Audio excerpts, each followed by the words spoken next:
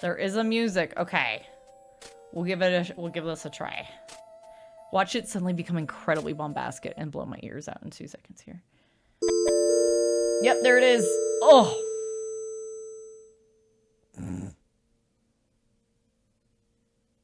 Why is it so quiet on the thingy?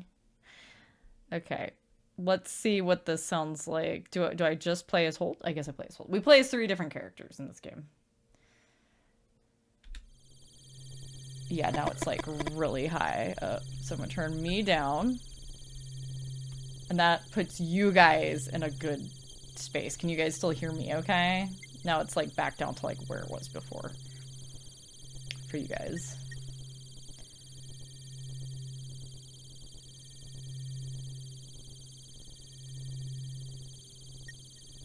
Tentatively okay. Okay, I might turn the sound just a hair because it's like a really high pitched little noise happening in the background. I turn it down just a little bit. No, not that much. Just a little bit. First fire alarm, it's good. Okay, so we're playing as Holt. So there's like a gas station owner, a paranormal investigator, and I've forgotten who the 3rd person is. I've already forgotten. All right. 3 red and 5 black in the discard pile. Hello? Okay, I'll click E instead. Of the 6 cards face up on the counter, 2 are red and 4 are black. So 5 red in all and 9 black. You have no more moves. So you have to bet now. Look, you just explained a math problem to me. I cannot do this. Ghost, hi! How are you? Black card. A large majority of the face-up cards are black. You know that betting against a streak is usually dangerous. Even though you've already chosen, you decide to stay away from the counter. You can't bear losing again. You think of your grandma, Elsie, trying to win at solitaire for over 60 years. Take a deep breath and keep sweeping. Oh, we're playing solitaire? Flashing back to that wacky British game from 2006. Ooh, which one? See, now that it's music, it's suddenly... This music is so quiet, but it's really fun. Why they gotta be this way? Wacky British game. Elsie's been paralyzed from the waist down since she was 21. Your mom was only 2 months old. The winter Elsie taught you how to play solitaire, your parents and sister had been dead for almost a year, and you'd already begun to forget their faces. Wow! Look at this backstory. Although you cook for her, do her laundry, bathe, and even dress her, it still feels like she's the one taking care of you. You close your eyes and almost feel Elsie stroking your hair. You're 11 years old again, kneeling next to her bed, crying your heart out. There's a radio tower and a gas station / visitor center. Oh god, yeah. Gonna lurk while you do kitchen witch things, hell yeah. Enjoy a witchy time. Radio tower and a gas station / visitor center. Fuck, 2006. Oh, I'd have to think on that. Suddenly, the bell rings and you feel an invisible force trying to drag you into the present. Look through the window, keep your eyes closed. I mean... We should look. Those fucking kids. The first brat is followed by 2 more. They step on the hose and activate the bell for a 2nd and 3rd time. You know what comes over you, but you yell some things at them that you're too ashamed to remember.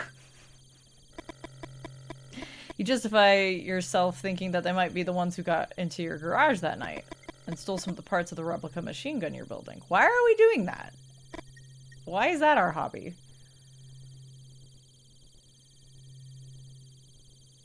Oh, the first wheel of... The long jar? What was that one called? Oh, there... No. The Barrow Hill.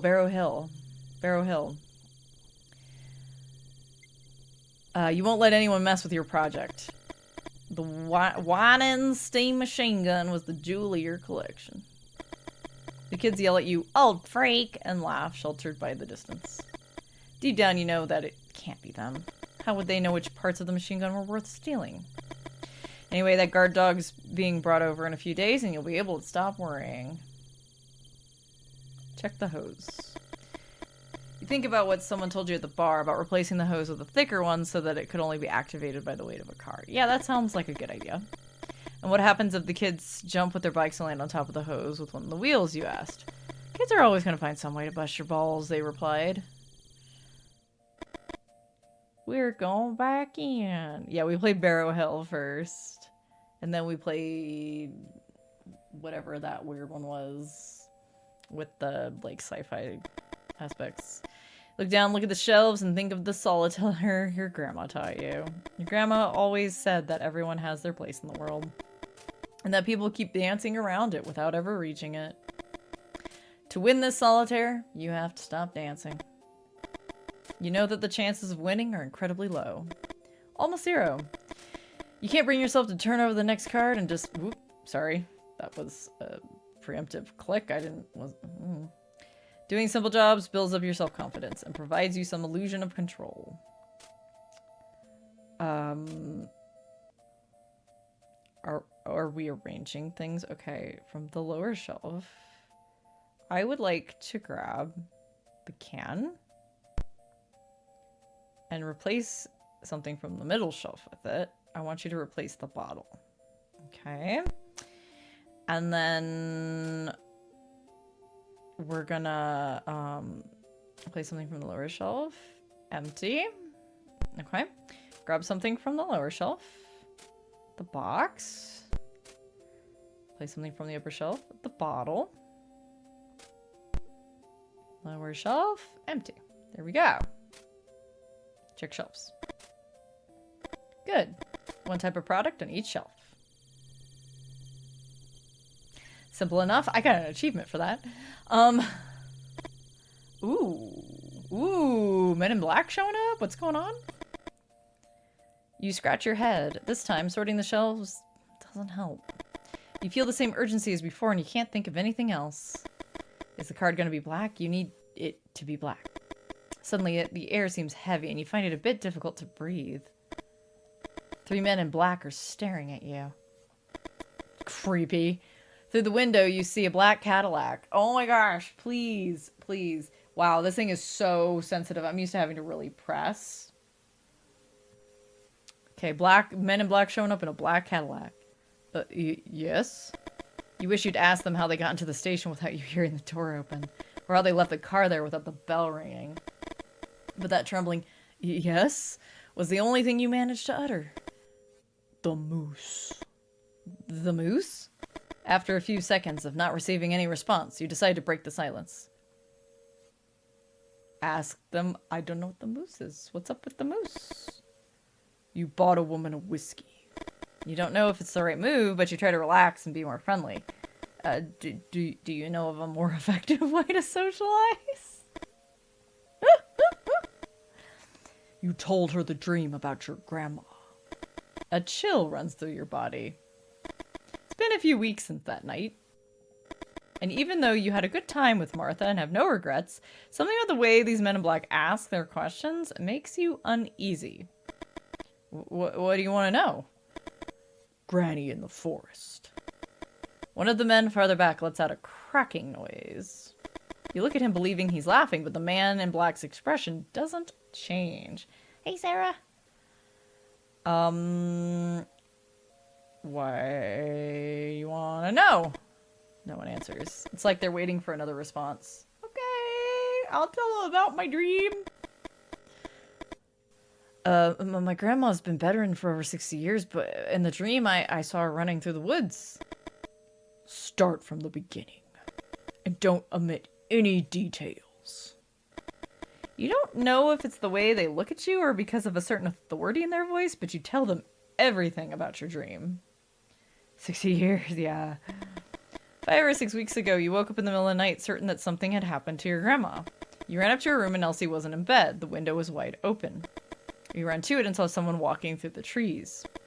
It was her, and she was holding a rifle of the kind your ancestors would have carried in the Civil War. You tried to call out to her. Your grandma started running and shot 2 or 3 times into the blackness of the forest.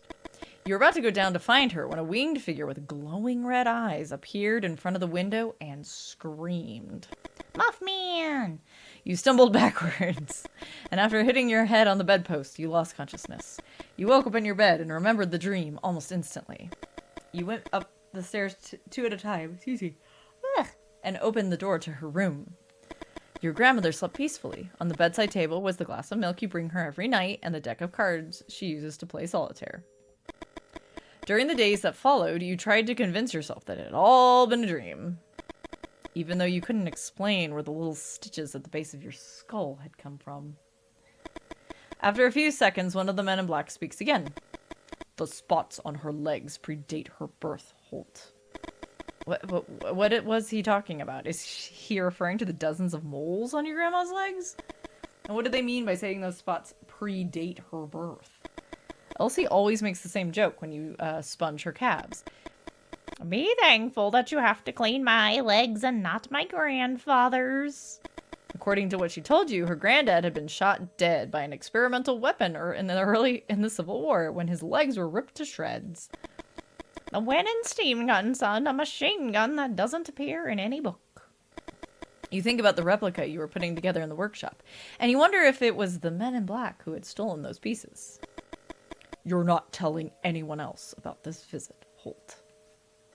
You start to complain when one of the men in black picks up a card from the counter. The top card of the deck. The crunch horrifies you.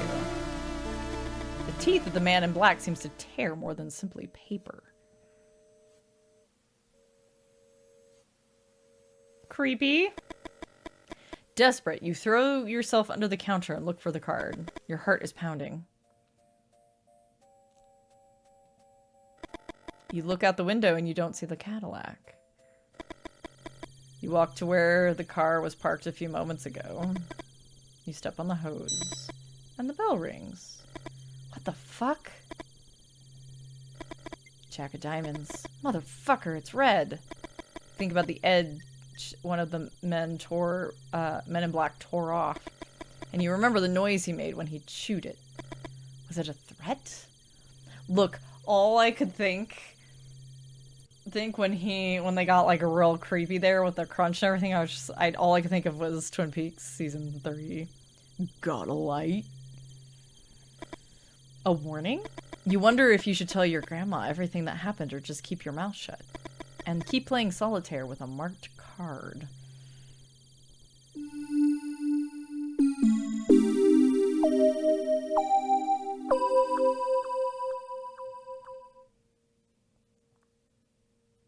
Yeah, why is the audio mixing so all over the place? Like, this is so loud, but most of what we just experienced, there was no music. It was just, like, static noises and stuff, so. Only hit one card, weak power move. How you doing, Olivia? Thank you for copying the tape. Alright, I guess we're playing Lee now. Yeah, the audio is pretty whack. Okay, this is fine. What's wrong? I told you, it's nothing. That damn pause again. There's something she's not saying. Why is this music so loud now? I was like fine for a second and then I was like, no, I want to be real loud. Turn this down. It's oldie, it is good. And meanwhile, I went Death Note. I'll take a playing card and eat it! That damn pause again. There's something she's not saying. The Mustang purrs. You shake your head, feeling sad inside. The sound of an engine hides no secrets. This also feels very Twin Peaks. Lee, you're right. You bite your lip and sigh. Why is everything so damn hard? Victoria settles into her seat. Let's start over, okay? Where are we going? We'll answer the question. Why would we give her the silent treatment? That's just rude. It's a surprise. Please. No, Vic. Have some patience. This still seems really loud. I don't know how bad it is for you guys. You'll never forget this night. That's not answering the question, Lee. Yeah, for real. Victoria giggles and you think this is the best gift in the world. For a moment, you forget all the previous discussions, your obsessions. A giggle, a friendly gesture, making someone feel good ain't rocket science. You look at the clock and can't believe your eyes. You left your house on time, but you're pretty late. How could... You step on the gas. Lee? Lee! You scratch the side of your head. Wow, you really hate being told how to drive. Lee? Why doesn't she just tell you to slow down? Take your foot off the gas. Thanks. I mean, I'm like that. If I feel you hitting the gas for no apparent fucking reason, we're gonna have a problem. Also, just so y'all know, this game don't have cursor lock, so I'm gonna do my best not to accidentally click out of the game and do something weird. You're trying your best. You really think that Victoria could be the one. The one. Your dad once said that the perfect woman doesn't exist. Couples form when people get tired of looking and just give up. You remember your mother's rants, all those women's names she rattled off as if they were part of an endless grocery list. You won't end up like him. Anything but that. You try and smile and force yourself to be more cheerful. You want a clue? Yes. Victoria looks into your eyes and you feel a warmth in your face that takes you by surprise. You felt the same thing the first time you saw her in college. You keep looking at her for a few seconds that seem like forever. You're gonna crash the car, dude. What? Do I have a booger? Where?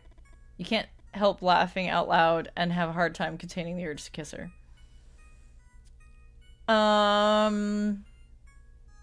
Let's tell her about the myth. He killed her, didn't he? One would be a source of superstition, but we're talking thousands. A source of superstition? A black cat? Victoria looks at you expectantly. This is desperate to be right. Cold. Let's tell her about the origin. It comes from far away. Victoria makes a gesture for you to complete the sentence. You just shrug. It comes from far away? I mean, that could be anything. Guess then. The circus? Freezing cold. Give her a clue about the date. It happened 100 years ago. Victoria answers almost immediately. After all, you're both majoring in history. The end of the Civil War. No, not in 1865. I mean exactly 100 years ago, Vic. Oh, let me think then. You're running out of time. Well, there was a cholera outbreak in 1866, right? Why are we... Your man taking you to get cholera. What is... Now! And how twisted do you think I am to set up a date themed around a cholera outbreak from a century ago? Victoria laughs and hits you on the shoulder. You chuckle and act like it hurt. No, Vic, just give me a minute. You won't guess it unless you reach out to open the glove box and Victoria grabs your wrist. Better leave it to me. Victoria opens the glove box and examines its contents. Hopeless romantic, 11 out of 10. A folder, a box, a flashlight? What are you looking for exactly? I don't know. The fucking... Look under the flashlight? I don't know. What's under there? A book. 1966 Shelby Mustang. The car handbook? No, not that. What else? The folder? Opens the folder, examines it, some papers, insurance details. Okay, I almost went box immediately, but I was like, let's see if I'm wrong. Open all the other stuff. Victoria takes it out of the box and opens it. Let's see what you've been hiding. You think about saying something, but you instantly regret it and keep your mouth shut.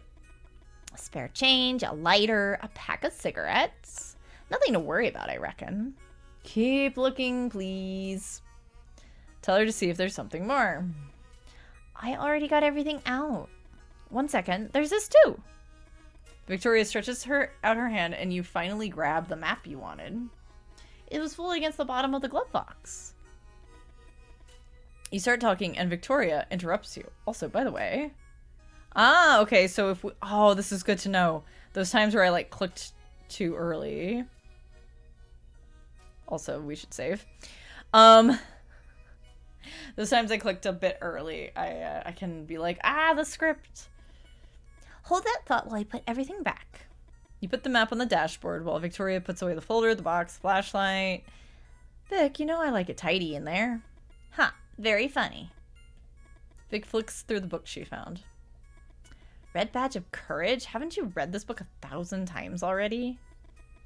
You know she's testing you. Vic knows exactly why you carry it everywhere. The novel that portrays the era you're obsessed with like no other. What the hell is this? Suddenly you remember you're using the pencil sketch that Victoria drew of you in one of your classes as a bookmark. The sketch she begged you with tears in her eyes to destroy, and you swore you already had. Oh, Vic, I'm sorry. I swear. Watch out! You swerve to avoid a shape in the road. Victoria looks back. Lee? We almost ran that thing over. You put your hand on Vic's shoulder, trying to reassure her. Victoria points ahead. Just keep your eyes on the road, please. She's doing it again, telling you how to drive. At least this time she came right out with it, instead of saying, Lee, disapprovingly. You try to control yourself, but it's hard. It's not just this last thing with the buildup of all the small gestures. You take the map and throw it on her lap. Victoria raises her arms in disbelief. The Leonids, Victoria. We're gonna have dinner watching the Leonids. Victoria says nothing. Forgive me for trying to arrange the perfect date. You try to keep silent, but you can't hold it in.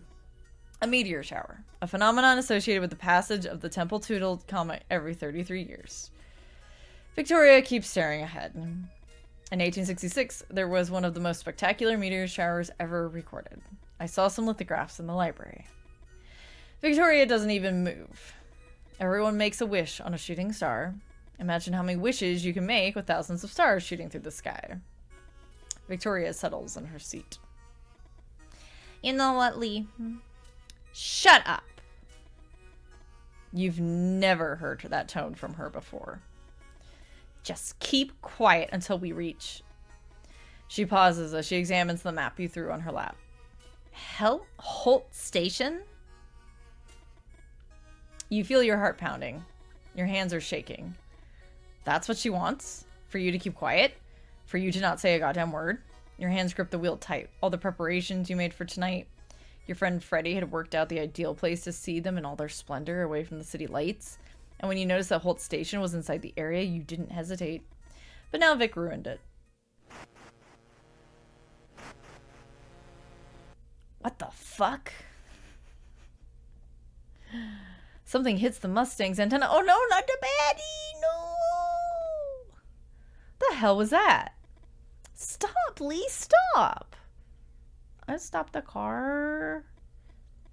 You slam on the brakes. Instinctively, you put a hand in front of Victoria to keep her from hitting the windshield. You get out of the car and find a dead bat in front of the headlights. Poor buddy. Hey, Annabite. The animal had hit the antenna and somehow got entangled. You can't believe it. What are the odds of something like this happening? Don't bats have some advanced echolocation system like a submarine sonar? What starts as a simple grunt in your throat emerges as a helpless scream. Fuck! This is what I get for trying to do something different. We should have gone to the movies. Lee, Vic's whispering. It doesn't take long to see why. Oh, more aminals. Over there. The coyote is watching you from the dark where the forest meets the light of the moon. Vic, we got this. It's not interested in us. You point to the dead bat. They're scavengers. You hear a growl that quickly multiplies. Speaking of coyotes, the coyotes were out in forest last night. And poopy. They were out in forest last night while I was trying to record a dandelion. Yeah, it was a whole thing. Smooth segue into shout out. There we go. We were recording Mass Effect stuff, and the coyotes suddenly went off. They were popping off so loud. I don't know if y'all have ever heard a pack of coyotes go off. They sound like aliens. They're like super creepy aliens. Con, hi. How are you? Yeah, coyotes are like, they sound like weird little alien creatures. Oh my gosh. I have been made tiny. I shrinkies. How are you doing?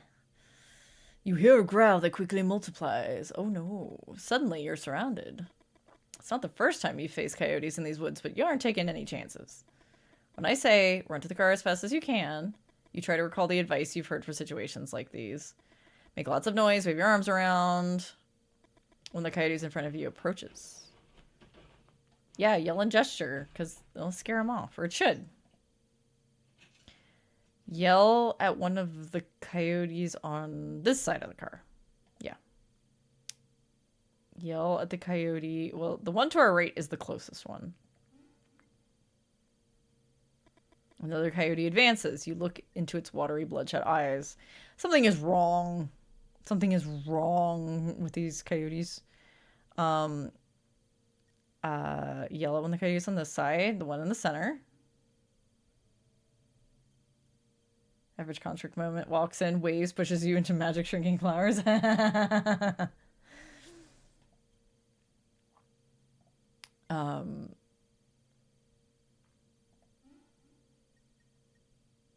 Oh my god. Oh, Jesus. Shit. 3 coyotes advance at once. Yelling or waving your arms won't be enough this time. Bang on the hood. The trick seems to work, and all coyotes back down. No coyote advance this time. It's your chance to go on the offensive. Run to the car. Oh. They're eating us. That seems a little weird. Also, coyotes are really small. Why would they ever attack people? I need to switch up my MO.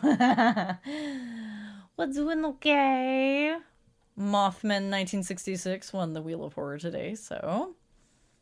Yell and gesture. Yell at the coyote on this side of the car, the one to my left. Okay. Okay, so it's random.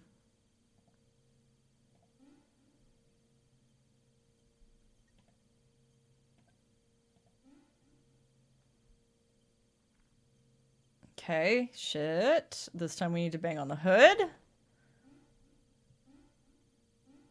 Yeah, anyway, you died.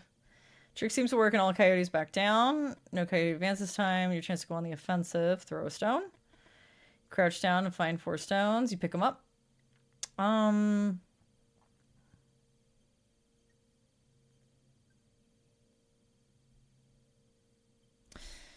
Let's throw one on this side of the card because there's more on this side, yeah? Yeah.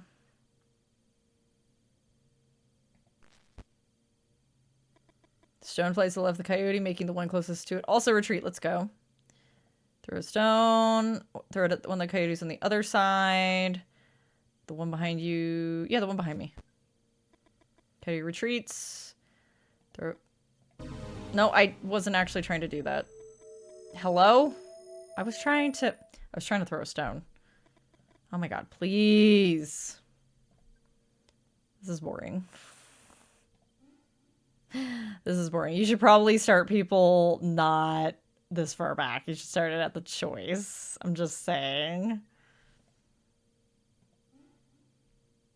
Yeah, that's a bad checkpoint. They're like, oh, you'll only mess up like once. It's like, that's a presumption. Because I just misclicked.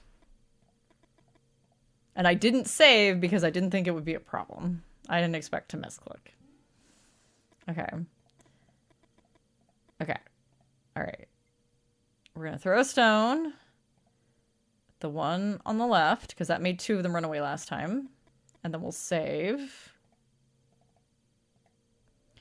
Throw a stone. You know, let's try throwing one on the other side, but a different one. No, only one of them ran away.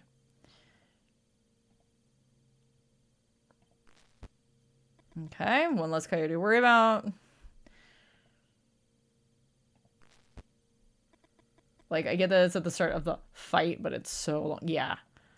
Coyotes retreat, run to the car. Especially when it's so, like, do the thing. Like, there's no, like, I presumed that I just needed them to back off enough and then we could run to the car. It's like, I'm not gonna throw rocks at them. I don't want them to attack. but then they attacked me. Yay! You get in the car, close the doors, and Victoria starts laughing. Although you know the reaction is more adrenaline than anything else, you start laughing too and then kiss her. You start up the car, and the V8 roars to life. You resume the trip. After a few wordless minutes, you suddenly remember something. Holt, Vic. We're going to Holt's gas station. Victoria starts whistling. The doubts, the fears, everything seems a bit ridiculous now. You think about the plans you made for tonight and smile.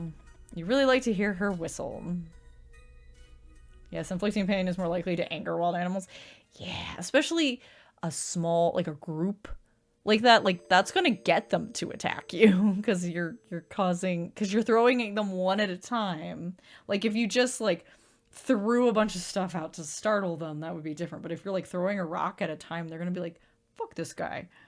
Come at you. Also, I'm sorry, hang on. I'm sorry. Excuse me. Because I've seen this in games before, and it's always bothered me, because oftentimes they do this wrong. Let's see here. I want a habitat map. Give me a habitat map here. I mean, there's different varieties too, but... I want a map. Give me a map. Not pictures. I don't know what a fucking coyote looks like. For goodness sake. First of all, they're native to North America, and I've seen them show up in things that are not in North America.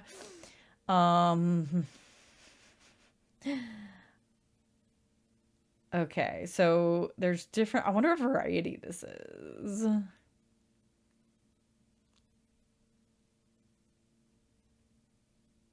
I'm like... Yeah, what's... Okay. So, the kind of coyote we would be dealing with in this... Because, well, first of all, we'd be talking like West Virginia, and they barely go into West Virginia, but that's fine. General area. Northeastern coyote, let's go. I want to know if they're like, maybe they're more aggressive. Maybe they're more aggressive. Okay.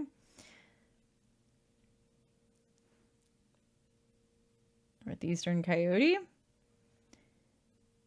Yep. Yeah, we know they're smaller than wolves. Yes. That doesn't... No. I need specifics on the northeastern coyote, please. Mountain mama. It's like anytime, like, anybody who doesn't know that, you know, coyotes are only in North America, they have this tendency to be like, well, we don't want it to be wolves. Wolves would be too big. Make it a coyote. And it's like, they're only in North America. They're not in Europe. They do, well, a little bit down into, I would say, down to, like, Mexico, obviously. Because that's part of North America. Considered part of North America some of the time. Not other times, you know. They like to... Why are you just giving me skulls? Okay, I wanted their behavior, but whatever. Let's move on. Let's find out about Victoria. Assume that we're going with a supernatural happenings made animals Angie story. Yeah, presumably. Lee turns off the car and looks you in the eye. He smiles. And that smile seriously pisses you off.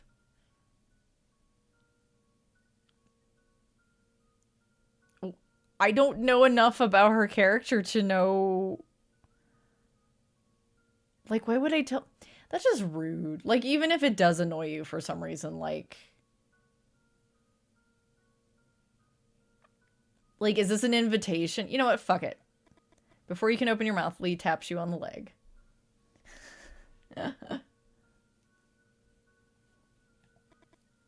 Wait here, Vic. I swear you won't believe it. You bite your lip and take a deep breath. You see him greet someone. Holt? Lee had written Holt Station on the map he'd thrown in your lap 20 minutes ago. He'd written it by hand, and it might as well have said Hort Station or Halt Station. Hell Station, even. Lee's handwriting has always been intriguing to you. You remember that time you mentioned it to him and he responded with disappropriate anger. Wow, sounds like this guy is not for us. I'm just saying. It really sounds like he's not for us. I'm just saying. Probably a good time to remind people that the store warned of domestic violence. Oh, I missed that. Let's make that a content warning then. Let's see here.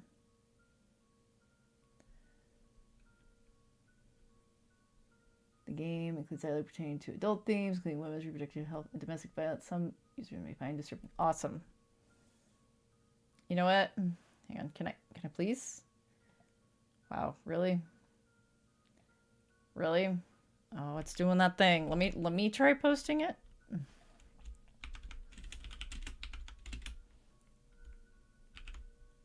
Okay, let me try posting it and then see if it'll let me. It has taken away my ability to pin. Okay, so here's what we do in this situation.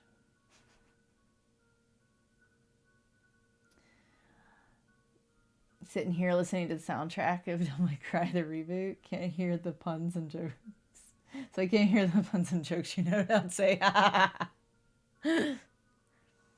Okay, hang on. Hang on. 2 seconds. I'm just going to come over here to make it easier for me to switch it out really fast. We'll do it with night. Let me see if it'll let me do it from Twitch directly. Okay, let me do it from Twitch directly. It's disappeared from my chat thing that I use so that I can still see you guys even when I'm over on a different window. Anyway, there we go. Thank you, Isha.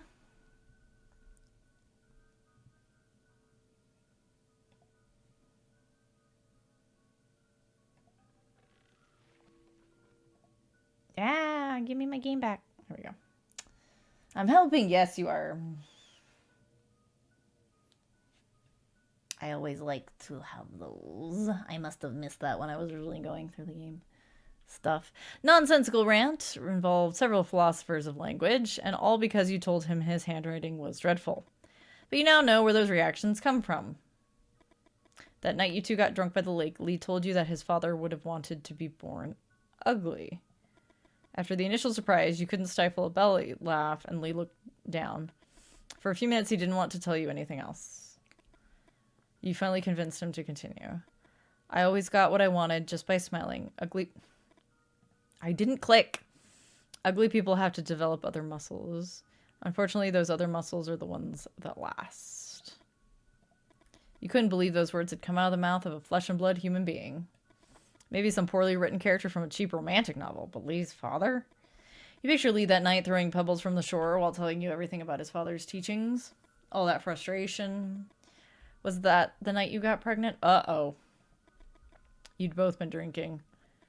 Suddenly you find it difficult to breathe. The interior of the car feels like it's getting smaller and smaller. You need some air. I mean, be polite. Say hi. And we'll also do a save so I don't get distracted. Sweet Lord, the heavy layers. Yeah. Holt seems startled. Hello. This is Victoria, my girlfriend. Be right back, Vic. You see them walk away with a box they took out of the trunk. And from the effort Holt's putting in, it seems heavy. What's inside the box? You're not stupid. You know that Lee has some business on the side beyond his work as an intern at the university. You heard some rumors and you have your suspicions. However, you never did too much digging. You preferred to keep it a mystery. Something to make Lee a little more interesting. Is it interesting? You light a cigarette. It is most definitely the 60s. Man, I'm so technically pregnant. Light cigarette. What's in the box? Also, I forgot to get my sippy earlier from Con. Let me get my sippy. I also missed Elia giving an offering to the tech gremlins. How did I miss that? Hello. You light a cigarette. Would Lee be a good father? No, the answer is absolutely not, girl. I can tell you that right now. All these characters are Functional. And the question you still haven't had the courage to ask, would you be a good mother? I don't know enough about you, Vic. Honestly, seems like you're a little too immature. The clicks repeat at regular intervals. Turn this up a little bit so you guys can hear it better, but also it's an annoying noise, so who cares? That is a perspective. Small moths approach the light to get electrocuted. Is that love, Victoria? You laugh and shake your head from side to side. You think of all the manuscripts you've torn up. You've tried poetry, drawing. History seemed like an obvious choice. You don't need any talent to be a historian. I mean, good on you for going to college in the 60s. Like, but the thing is that if she's pregnant and if anybody finds out, they're going to pressure her to drop the fuck out. Ooh, creepy. Hi? Hello? The man talks to himself while holding something in his hand. Have you seen any winged creatures? Wait. Should I give this guy a really nerdy voice? Have you seen any winged creatures flying over the area yet? For a moment, you think he's asking some kind of tricky question, and you remain silent. However, something about him tells you he's genuinely asking. You look at the man bathed in the shine of the streetlight, and the scene fascinates you. Surreal, some of your old friends would have said. The ones that organized poetry nights and read L'Entremont. Excuse me, you are? Oh yeah, sorry, Lou Hill. Writer. Victoria Greenberry. History student. Winged creatures, Mr. Helm? Oh, please. Can I call you Victoria? You nod. I'm looking into about a dozen reports, Victoria. Numerous witnesses claim to have seen the human-sized winged creatures flying over the area. Angels? Lou smiles, but the smile doesn't last long on his face. Look there, at the top of the trees. The nerdy is turning into this. It won't take you long to find one. You aim at the area Lou just told you. Everything's blurry, so you decide to adjust the binoculars. I don't fucking... Left? God. Does that seem clearer? Oh no, wait.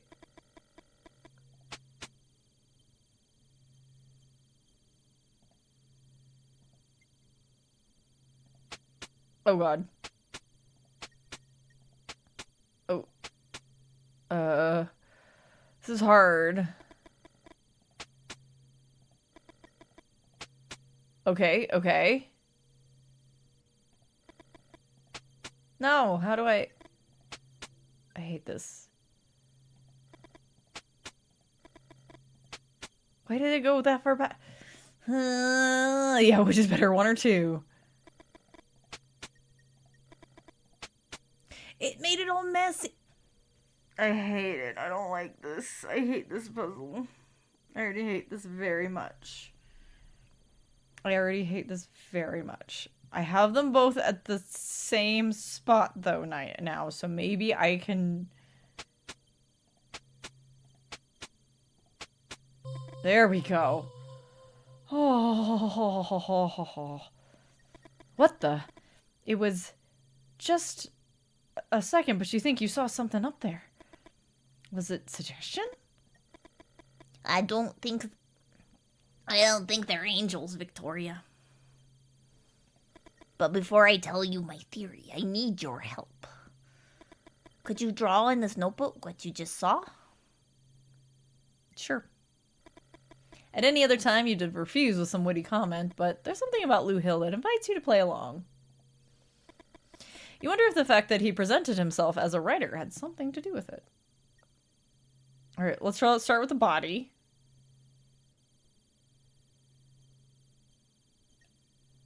I don't know. It was a blob. Okay, hang on. Let's start with the head then. A little owl head. It was a little owl head. There we go. How about the leggies?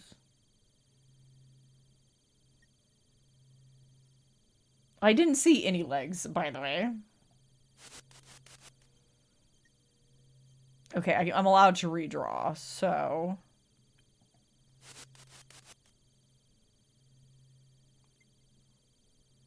So what if we do chicken wings?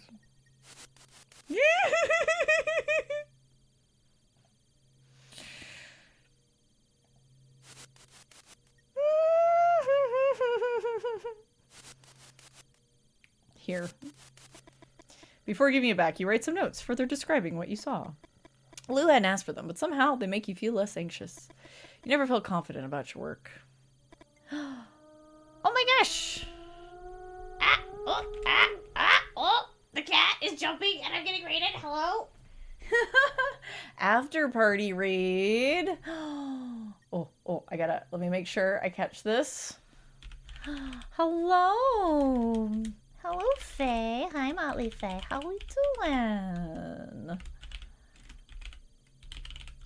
There we go. Welcome in. After party raid. There we go. Hello. Oh my gosh, This is still so loud. Oh my god, it's so loud. This noise. Here, I'm gonna save really quick. Let me save. So I don't get distracted. There we go. Hello, Raiders. Welcome in. Faye, how are you doing? Welcome in, everyone. I'm Marley. I'm the incarnation of the curse that lingers over this place, known as the Haunt. Hang out for freaks, misfits, and other fucking weirdos. And Wheel of Horror tonight landed on Mothmen 1966. Hello, Molly, Faye, Prey of Fear, Warband, Pumpkin Crip, Penguin, Sigh. Ooh, Lynn. Hello. Doing lovely. Did scribbles for a friend's birthday? Hell yeah. Was it Sai's birthday? because I was lurking at the birthday stream earlier. Pump Crib, thank you for stepping through the static. I appreciate you. Welcome in. I apologize for this weird noise. This is just what's happening right now under the street light.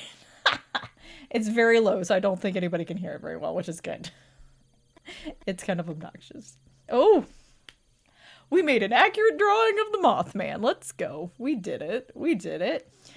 Well, thank you so much for thinking of me after your stream. I appreciate it. And please, if you need to raid and run, if you need to lurk, please take care of yourself. We end streams for a reason. Get your D stream in. And that goes for anybody who came in on the raid. Please don't feel obligated to hang out. If you need to run, please take care. Snacks, water, sleep, whatever you need to do. How's it going? Yeah. Need some fun fits. Ooh, you a fan of this fun? We're on I guess it's chapter 2, Victoria's chapter? Because we did Lee, now we're on Victoria. Well, thank you again. Welcome in, everybody. Make yourselves comfortable. We play a lot of horror here at the Haunt. Oh, the cat just jumped down. 2 seconds. Let me let the boy out. Hi, buddy. Hi.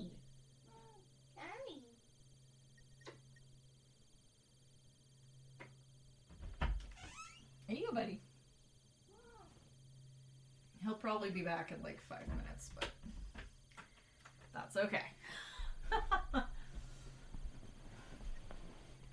Yeah, I'm excited. I don't know. I picked this up a long time ago, feels like, and it's been on the Wheel of Horror because that's where I put everything stuck in my backlog that I need to get to. All right, let's see here. Lou looks at the notebook for a few seconds that feel too long.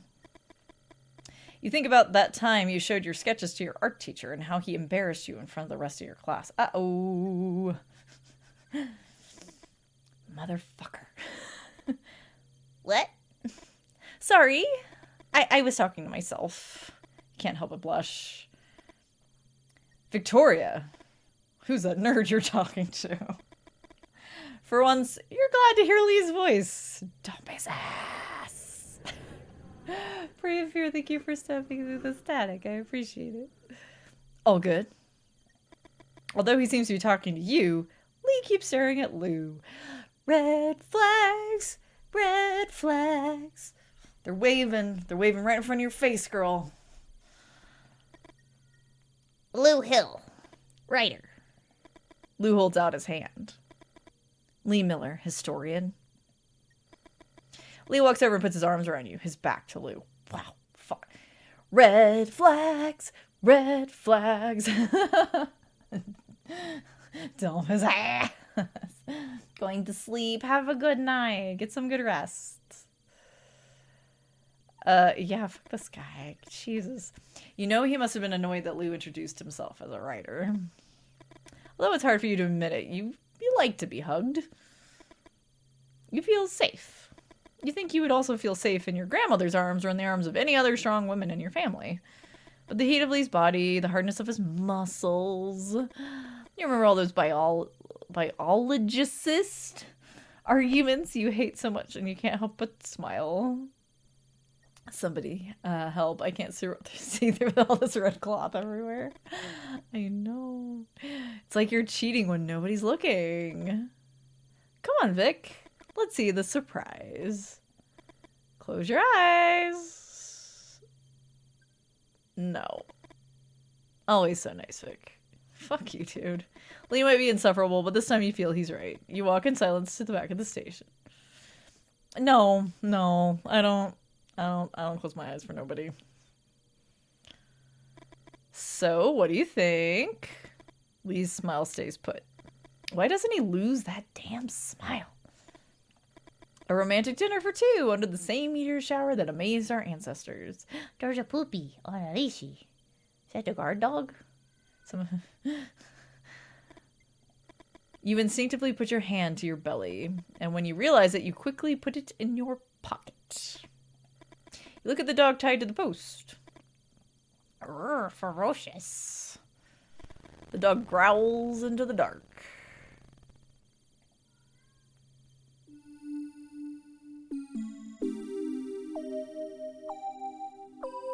It's a single flower on a gas station picnic bench. I know, like, if he were a nicer, if he came across as a nicer guy, I would still find it kind of sweet. Like, oh, you found, like, you pinpointed a particular spot. You know, you wanted to, you know, do, like, a dinner thing. You clearly talked to the owner and, like, all this stuff. What the dog doing? You know, it would be fine. But because of the red flags, it's just a little... All right. Let's save now that we're in here. You've known Lou Hill for a few months now. The first time you talked to him was at the Moose. Lou was looking for information about some unusual lights in the sky. Nobody would talk to him. Before going to the restroom, you went over to his table and suggested he buys people a drink first. When you got back, Lou was already talking to Rick and Stella, their tongues sufficiently loosened. Lou raised his glass in your direction and smiled. Although it wasn't you who gave him the nickname, you still feel a little guilty. Since that night, most of the locals refer to him as Lou Refill Hill. Oh no. What do you recall about the encounter with these men in black? That was a creepy fucking, like I said, that was like Twin Peaks season 3 bullshit. You smile. What does he mean? It had only been a week. You think about how to answer. You know Lou, he loves asking questions. So you're going to tell him one thing and one thing only. No follow-up questions. Tell him about Grandma's legs, about how one of them bit a card. Tell him about the grit. What do you guys think? What should we tell him about?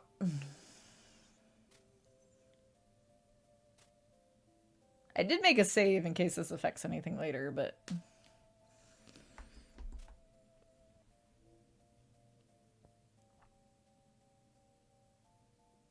Grandma's legs, nom nom card, or the dream about Granny.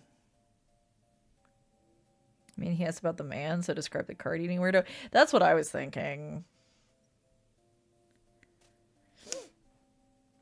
I mean, they did come and ask about the dream, but he's asking about the guys. So, yeah, let's, probably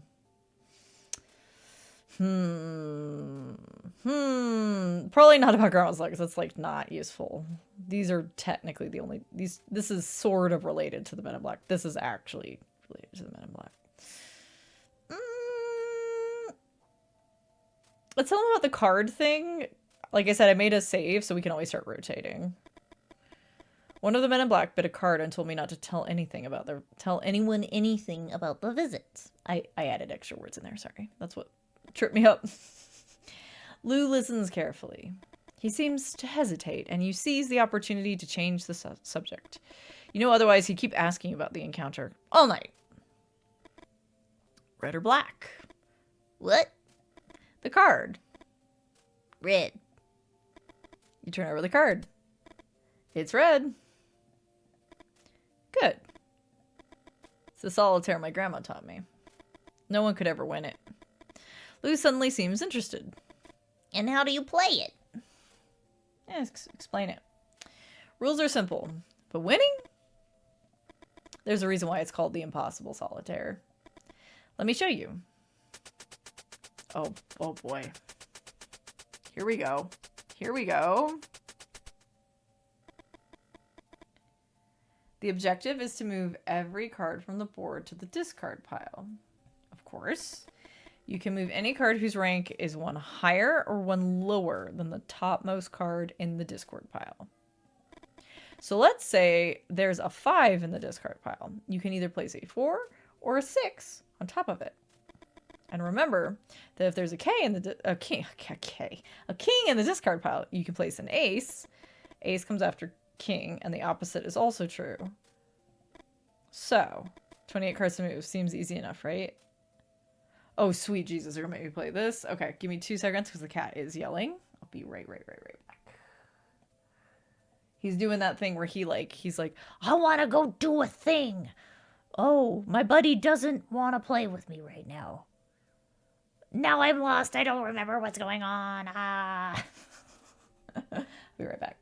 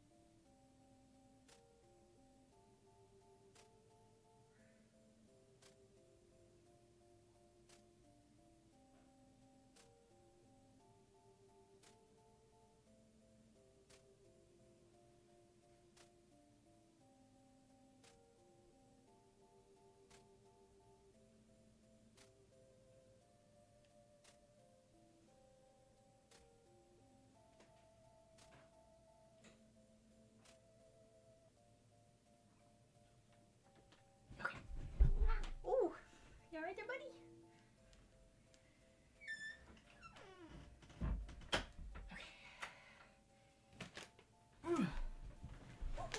Hi, honey. Oh, come on, let's go. Come sit. Come here. All right. Yeah, let me get my BRB off. Come here. Hi. Hi. Hey, Mongo. Let me get my earbuds back in. Don't make you play the whole solitaire with these visual novel controls. I feel like they're gonna. Or at least until like something comes up where it's like, see, it's the impossible solitaire. How are you doing, Mungo? Hi, baby.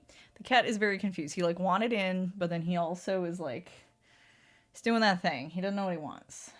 Old man cat. Old man cat. Giving everybody. He's a silly kitty. He's a very old kitty with a bit of dementia, so. Hi, honey. He also might be a little agitated because he saw me bring the popcorn bag in here. Since I can no longer eat my usual late night snacks because they're full of gluten. I'm no longer allowed. I can't share fig bars with you anymore, baby. I can't do it. We gotta eat popcorn instead. Played some Hollow Knight. Ooh. How you doing, Elia? Okay. I don't remember any of the rules, and I knew I wasn't going to. Select a card. Select a card? Oh no. Oh, I don't give a crap. A card can be only if it ranks one higher or one lower. Okay, right, the 10. Okay, so we select the 10. Are you for real right now? Okay. This is why the click is so sensitive. Okay. Haha. Right? And then Jack, right? Select a card.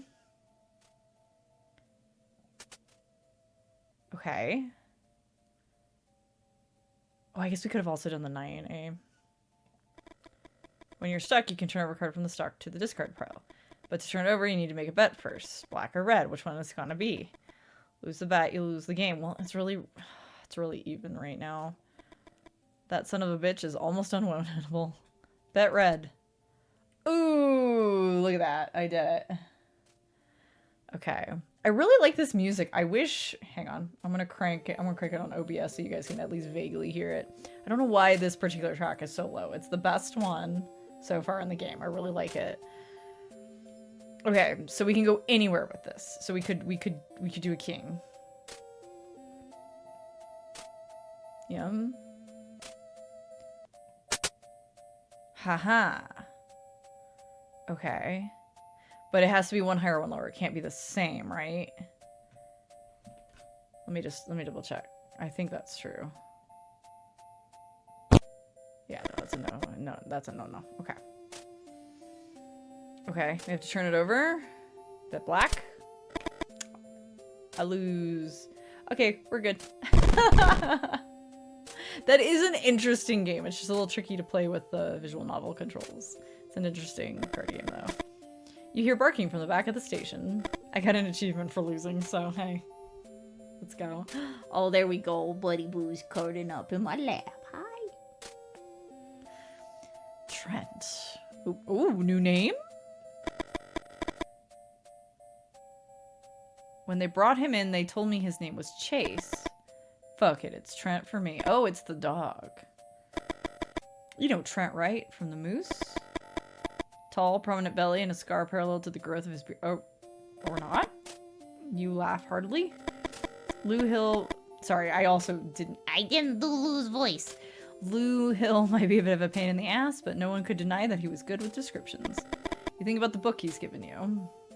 Achievement for doing well. The game just needs less than 15 cards as a note for how hard the game is. Okay. He signed it and everything. Where did you leave it? I call him Trent because he barks like Trent on Open Mic Tuesdays. Come on, let's go to the garage and see the machine gun. This is such a weird game. It's very interesting. Oh. So loud all of a sudden. Sorry, I forgot to turn it back down. All right, more Victoria. All right, let's go. Oh, thank God. I'd rather not play Lee right now. Oh, and we're back to the really high-pitched noise, so you're not missing anything, don't worry. So this is his idea of a special date. Looking at shooting stars while holding your hand. Telling you his plans for the end of the semester.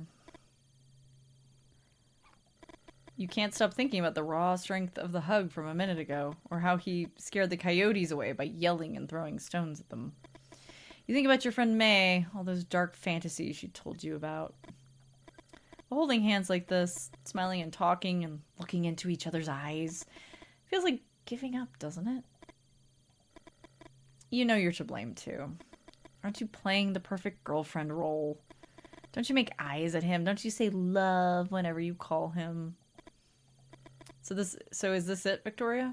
Is this what you want for the rest of your life? Why don't you make up your mind and just for once? The 4-bit cicadas that sound like a fire alarm? Yeah. You think of May again, of the women she'd claimed to know who could solve your situation using a coat hanger. Ooh. You wouldn't be the first or the last. The dog barks like a maniac, and you appreciate the distraction. A mixture of guilt, anguish, and apathy takes over you. And now what? Why is he looking at you like that? Why doesn't he say anything? Has he asked you a question? Ask him to repeat the question. I said, if you're excited about the doors. I mean, the doors are cool. Yeah, the doors are cool. I like the doors.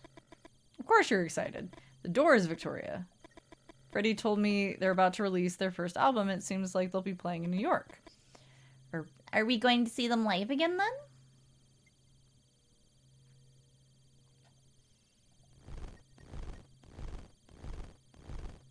This is great. I love this. Even though you try, you gradually stop listening to him.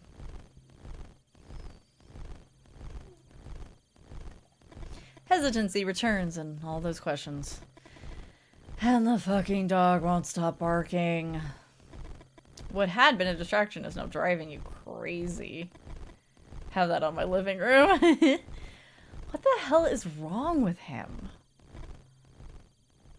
Shooting fucking stars. Why don't you make a wish, Victoria? How about going home, covering your head with a pillow, and sleeping for 18 hours straight? I feel like crying and trying to calm down.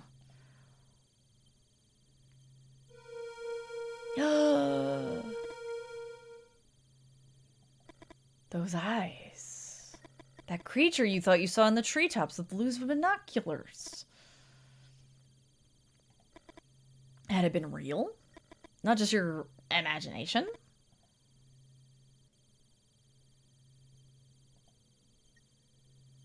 Look at that shit-eating grin. Oh no. Vic? You know what? I'm tired of it already. Exhausted.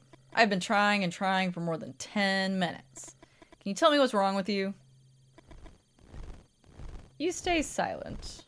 You need to think. But Lee's right. It's not fair to either of you. There's so much noise it's impossible for you to concentrate. You know they're all excuses, though. Winged monsters don't exist. It's just your brain desperately trying not to focus on what's important. The sudden scream chills your blood. Oh no! Don't hurt the pupper. Leave puppy alone. And silence takes over everything.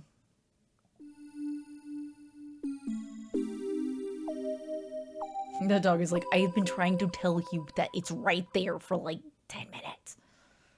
Mothman is canceled. Alright, back to Hole. Okay. Have you met Lee, tall guy with the blonde girl? He made xerographic copies of some of the docs I've used to assemble this beauty. Photocopies, essentially.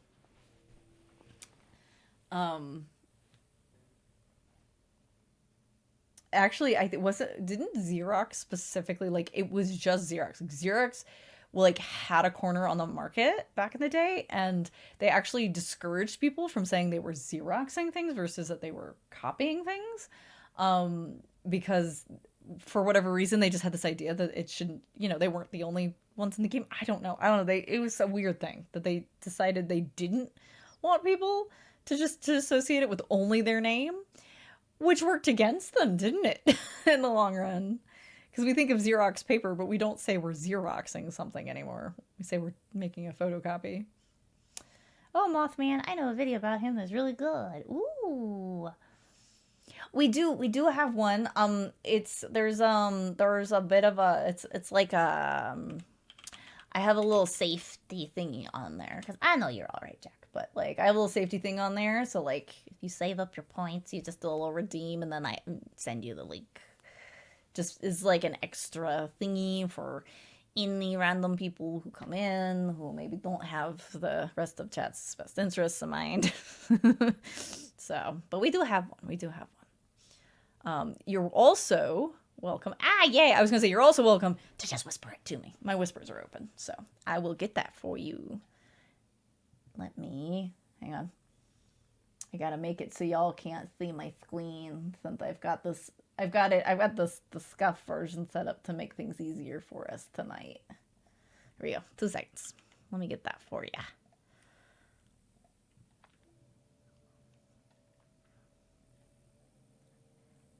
I got you. Yep. And copy. Yeah, good idea to have my keep that in mind. Honestly, like, while it's there you go. Whispered it to you. While, you know, sometimes it makes me feel a little guilty that I can't just like throw the link at people. That's really handy to just throw links at, you know, cool people.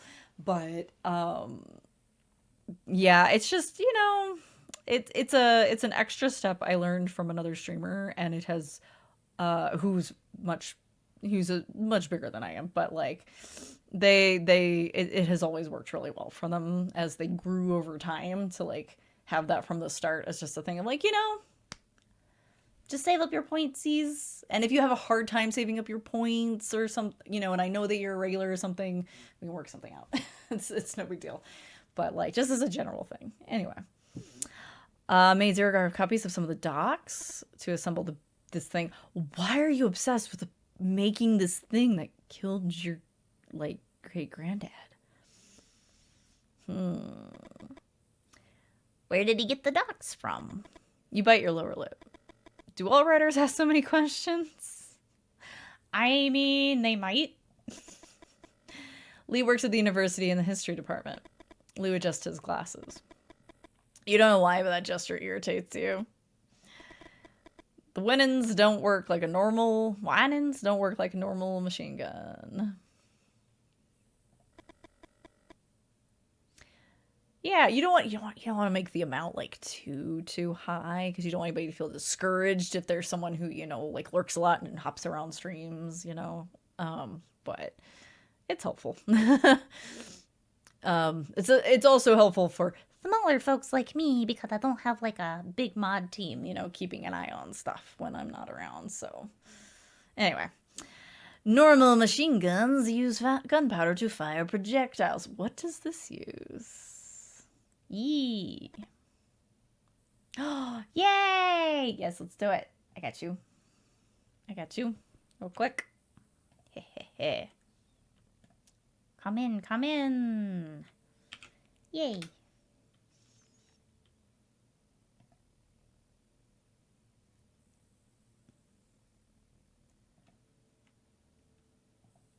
There we go. I've known Elias some time. You must treat them with much respect. Just so y'all know, I'll come for you. Do you know what the Mothmen uses? Centrifugal force! Interesting. Lou repeats the gesture with the glasses. Today, Lee brought me some ketchum grenades. Is that what was in the box? Do you know about ketchum grenades? Lou shakes his head and readjusts his glasses for the 3rd time in less than 5 minutes. You take a deep breath. Let's see here. Absolutely. I can't guarantee anything. Say it doesn't matter and leave the garage. Tell him about... I mean, I don't know about him, so tell me about him. Although you can't stand Lou Refill Hill's tick. You enjoy talking about your collection of Civil War weapons. Ketchums are similar to footballs in shape. They have to land on their nose to explode. So does this thing shoot grenades? Okay. They were highly inefficient in Port Hudson, for example. The Confederates used sheets to catch them without exploding. Dang. And then threw them back at the Union soldiers. That's one way to do it. Small sleepy beans, thank you for stepping through the static. Lou is about to say something when you hear a scream that makes your blood run cold. You grab the shotgun without thinking twice. It's coming from the back. Come on. You don't have a good feeling about this. Something's not right. Look at those faces. Babes, welcome me. How you doing? Trent, no! Oh no. Oh no! No, no, no! Save puppy! Save puppy! You can still save him! Although it feels like a dream, somehow you know. The creature is real. Your dog's suffering is real. And there'll be no waking up from this. We should probably shoot at him, right? So he'll drop him? I wish I'd saved. Oh, crap. You aim your gun. Shit. But you don't have a clean shot. Okay, we run to him then. You hear the muffled moans of your dog, and the fury blinds you. You drop the shotgun and grab onto the chain. Son of a bitch is gonna strangle Trent. Ask them to help. Come on, hurry. But before they arrive, you feel the pull. Oh no! No. You're not taking my pupper.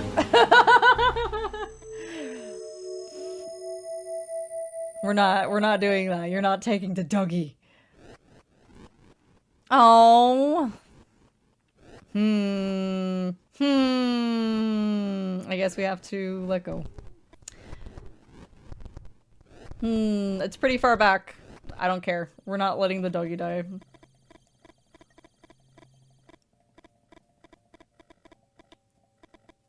We're not letting doggy die. Hey, look, we can play Solitarian. Let's go. We must save the puppy. Picture the characters just all fell. Oh my god. Yep. Not now. Maybe another time. You aren't good at lying. You hear barking from the back of the station. Oh, cool. We can just skip it. Cool. All right. Trent. Okay. We'll save...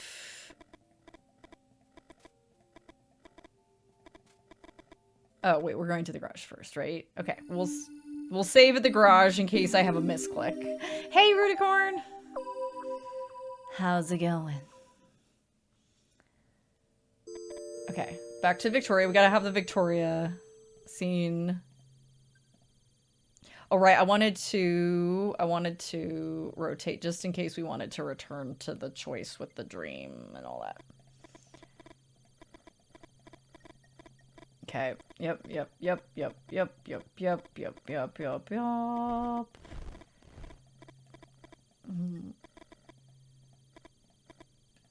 I meant to say yes, it doesn't matter, it's okay, we're just mashing through. Mothman, I heard of this one.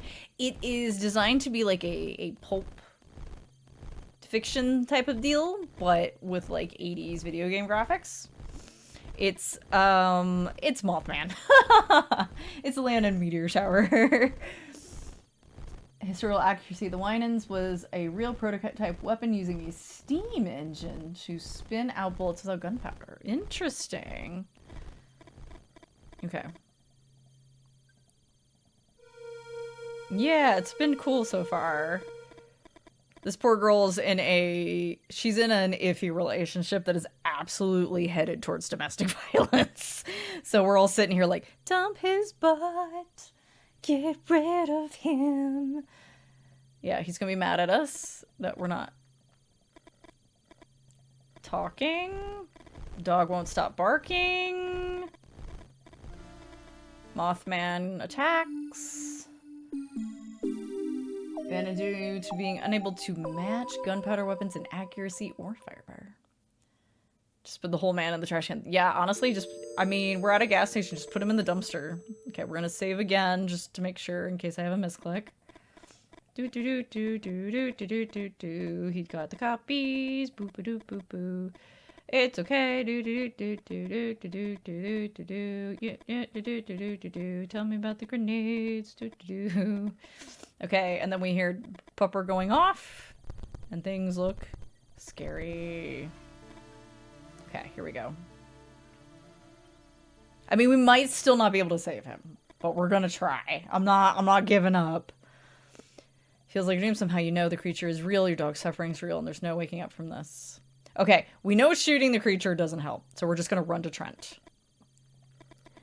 You hear the muffled moans of your dog and your fury blinds you. Down a rabbit hole looking at Freddie's image from the library ponderers. Oh my gosh. Drop the shotgun and grab onto the chain. Son of a bitch, it's gonna strangle Trent. Okay, we're gonna try to pull the chain, since asking the rest to help us didn't work last time. You pull with all your strength. For a moment, you think you're getting somewhere. But you feel the pull. Ah, we can't save the puppy. Because if we hold onto the chain, we end up dying in the forest. Oh, that's not fair. Illusion of choice. Release the chain. Halt. You know you should hit the floor soon. Oh, is Lee gonna be a good guy and like save her butt? Or are we just hitting the ground? Listen to Vic Holt. Her sister's a nurse. No bones seem to be broken. Sorry, she's supposed to be a little more valley girl. No bones seem to be broken. My dog. Victoria and Lee help you to your feet. Lou doesn't take his eyes off the winged creature for a single second. Alexa plays Spice Girls. Goodbye, my friend. 0 out of 10. Trash can review a negative review. Fireball the Tips house. I mean, I will give them this. That, first of all, your character responds properly and is like mad as hell and like does everything they can to stop it. And also that, at least so far, we aren't seeing like something horrible actually happen to the dog. The dog's being taken off somewhere, so there's still a chance he could get away. He let go. He just let go. What? 1 second. I know where your dog is, Holt. See. Okay, I was wondering because it wasn't there anymore, and I was like, is he just too far away for us to see the puppy dangling, or? Wait a minute. Got something in the car. Let's go. Yeah. Save the puppy. Save the puppy. Justice for doggos. Justice for Wincy and Barrow Hill. My God, that game. Speaking. We're having all these little Barrow Hill shout outs. It's so true. A gift from Freddy. Cool, right? He has a gun. Oh no, he's gonna shoot somebody he's not supposed to. All right. Well, now that we know that it's no good, I guess we'll save over that one. That fucking loud dog barking all the time, but as soon as the dog was in danger, he went full force for it. Yeah, absolutely. Yeah, he responded properly. Crabs! Try to get up, but you feel dizzy and stumble. Look, anyone who like goes and grabs a gun is like, look, isn't this cool? It's probably like, because like you can be a responsible gun enthusiast. This is not a responsible gun enthusiast right here. Victoria gives Leslie a disapproving look and helps you to keep your balance. Hi, Nixine. Doggo retrieval units. Follow me. Thanks. You would have liked to smile at her. After all, Victoria just wants to help. But I can do it by myself. You get your rifle and walk with the rest into the blackness of the forest. How do? We should go in that direction. No. I think we should go that way. You don't. Lee, now what? The place where Trent fell. I've calculated it by projecting the point where the creature dropped it on this map. Lee can't handle anybody being smarter than him. So that is that's a red flag by itself, but you know he would never allow her to continue her education. Like, you just know that already. Yeah, what's up, buddy? You can yell all you want. I know you don't want to be out there. It's cold. It's warmer in here. Way warmer in here than that part of the house. You've calculated, you say? Weren't you a writer? Hello, don't mind him. Do what you want.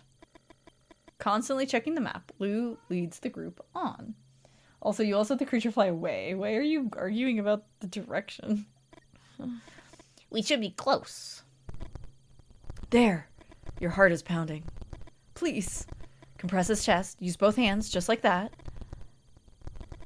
How curious.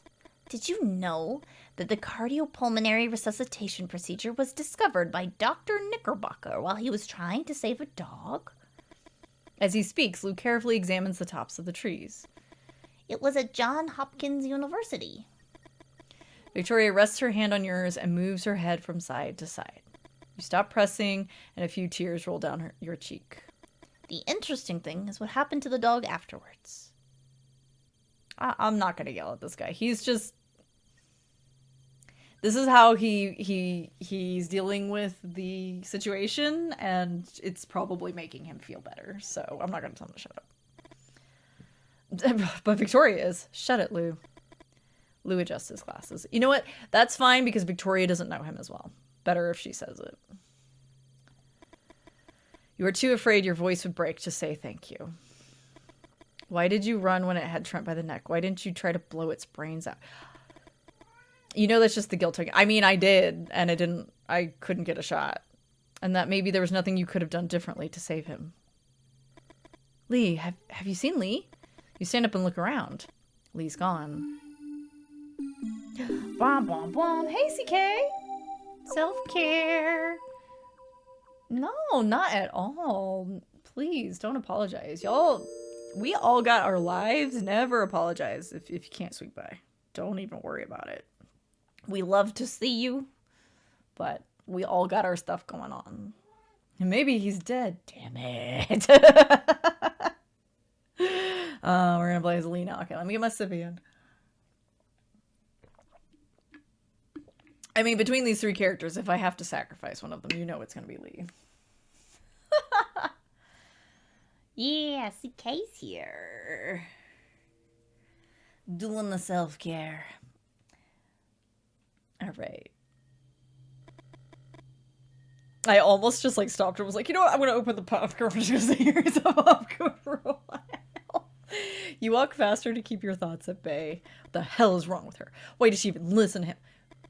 Bro, you can't recognize he's all like, I don't want to be like my dad. And it's like, you...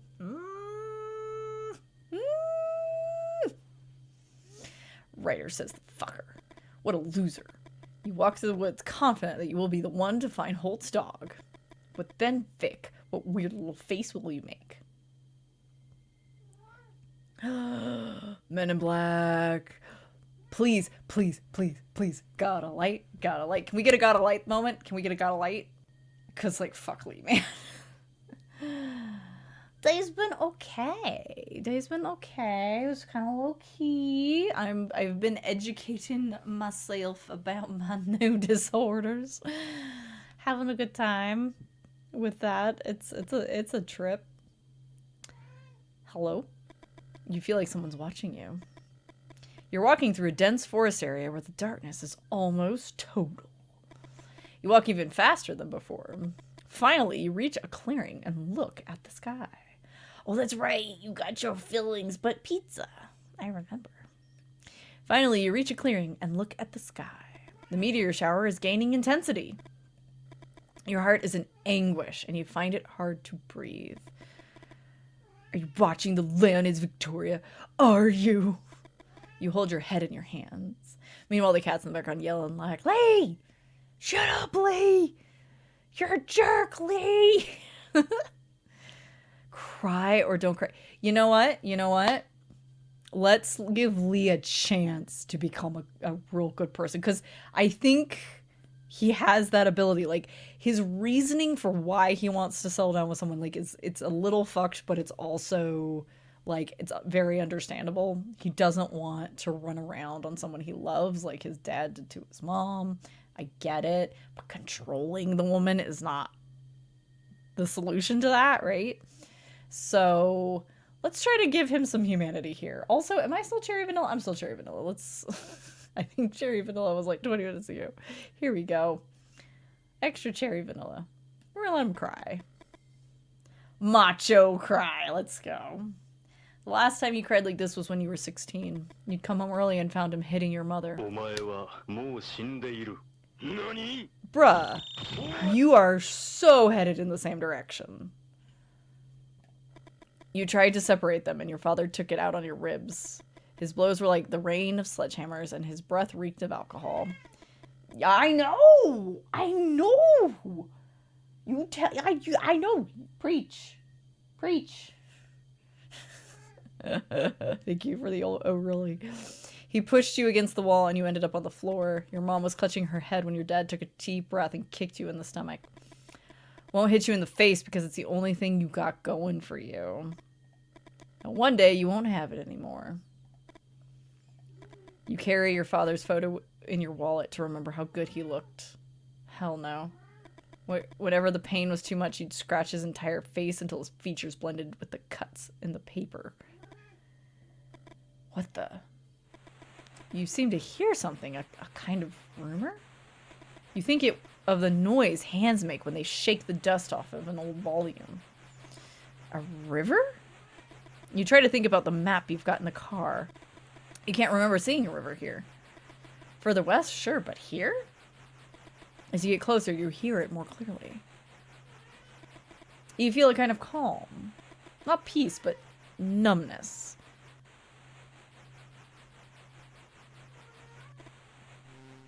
Suddenly, the whitest light you've ever seen floods the ground. Even when there's no river nearby, the sound is deafening. It is loud.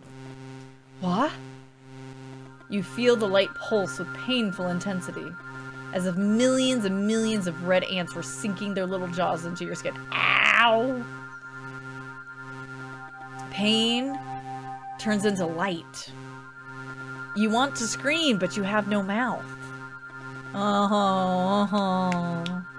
Little homage there. I have no mouth and I must scream. No larynx or lungs. And the white that precedes everything consumes you. You don't know how long it takes. You feel the urgency of what is yet to be. And white makes you desperate. That'd be a fun game to show. I do have it. I haven't played it. I haven't played it myself. I've seen a bit of it, but it's been years. Oh, so much Twin Peaks. Alright.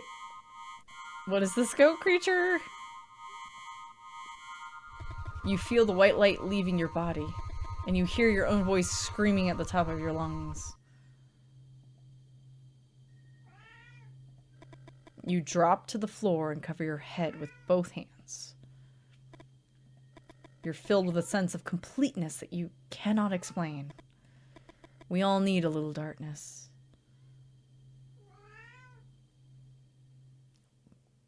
What even was it? I don't know, dude. I don't know what that was. It was weird. I thought it was aliens, but then there was like a goat guy. I was like, are we going Jersey Devil, but there's no wings? And then the Men in Black were there again? I don't know, dude. He's just sitting there like, come on, either open the popcorn or let me out again. I like a gingerbread man sits in his gingerbread house and wonders if it's his home made of flesh or is he made of home and screams because he does not know. I remember that one and I adore that one. It's so good. Lee? Where's that idiot? Calm down, Victoria. Lee knows how to take care of himself. Yeah, honestly, just go back to the gas station so nobody accidentally gets shot. Holt's right. Lee's gonna show up eventually. Did you know that he chased away a pack of coyotes with screams, some stones, and a blow on the hood of his car? Lou smiles. You wonder if it's authentic or a calculated gesture to show some empathy. I mean, he He might be a little neurodivergent, so call him A, uncall him B. Holt? What? What's your business with Lee? Holt looks at you for a few seconds before answering. You think of one of the computers at the campus, the IBM 7040? You know what it's called because you once wrote a poem with that title. Holt is like that computer. From the outside, it's impossible to tell what it's evaluating before giving you an answer. I shouldn't tell you anything. Holt lowers his voice. But you shut Lou up back there, and I'm going to make an exception. Holt tells you about Lee's business. Ooh, got an achievement. Holt tells you about Lee's business, the sale of the original Civil War pieces, the xerographic copies of historical documents. Don't worry, he knows what he's doing. You hear twigs snapping.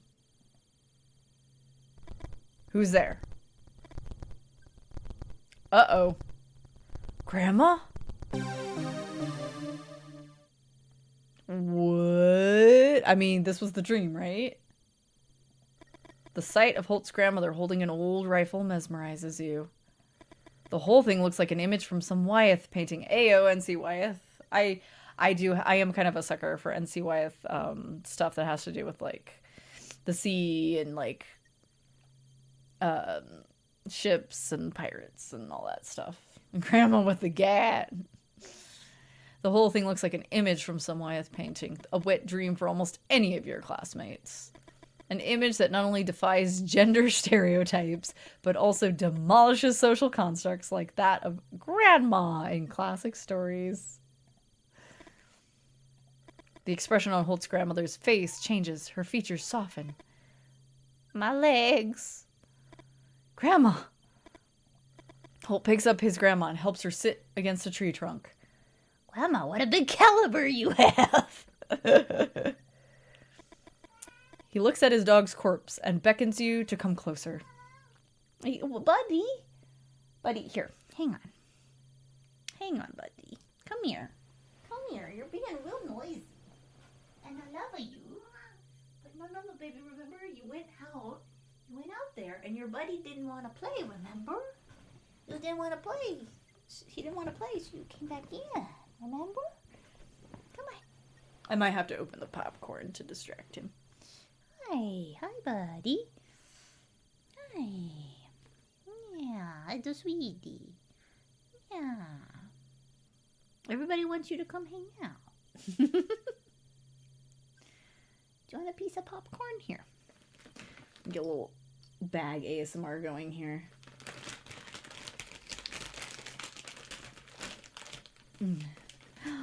TV, thank you for the hydrate. I'll get a sippy here in a moment. Here we go, buddy. You want some popcorn? Here, let me get a piece for you. Here you go. No kernels. Come here. There you go. Yeah. There we go. He looks at his dog's corpse and beckons you to come closer. I need to bury Trent before carrying on. You nod your head. How do you feel, ma'am? Confused. Yeah, I bet. She probably wasn't completely with it when she came out here because she generally can't walk. Alright. Here we go. I'm liking this game so far. I'm sad about Trent, but... Here you go.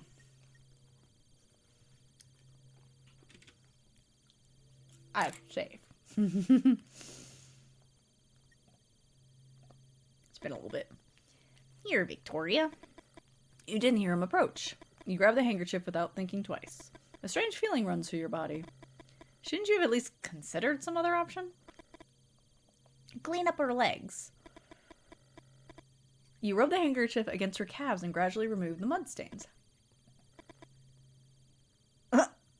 Scrub harder. I was probably your age when I stopped feeling my legs. Holt's grandmother sighs and closes her eyes. Have you ever seen so many moles together? Lou speaks almost in whispers. You wonder why? Well, I mean, it's kind of rude. You're talking about people's legs like that. Let's go. Lou picks up the old rifle and examines it briefly. That was fast.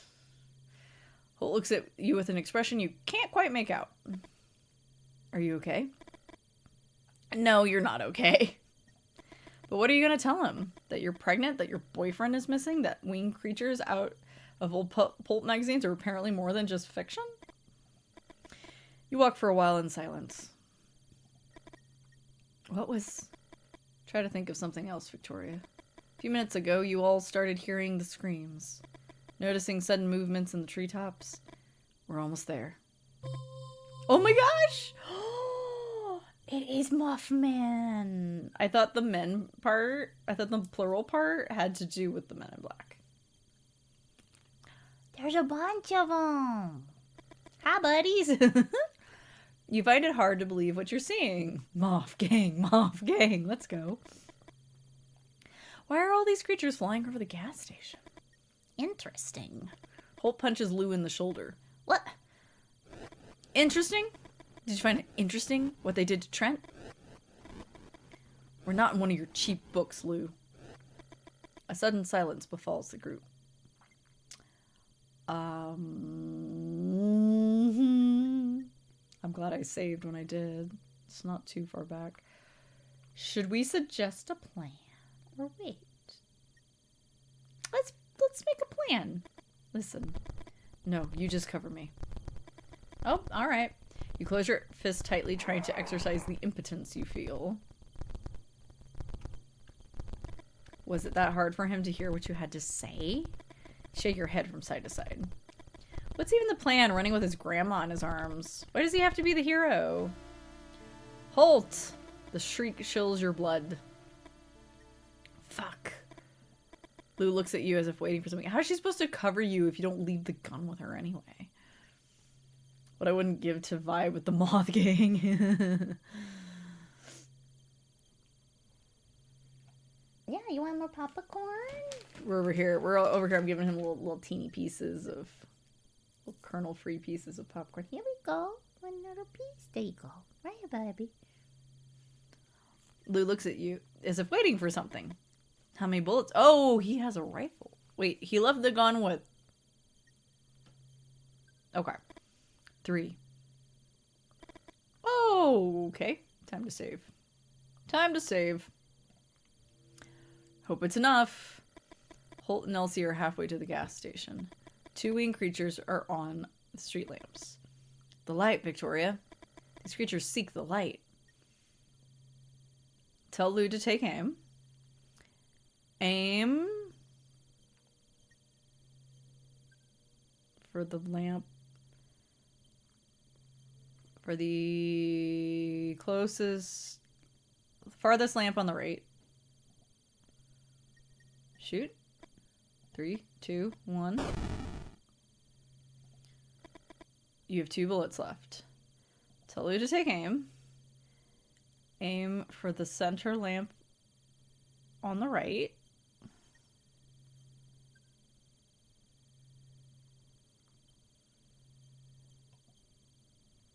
Shoot.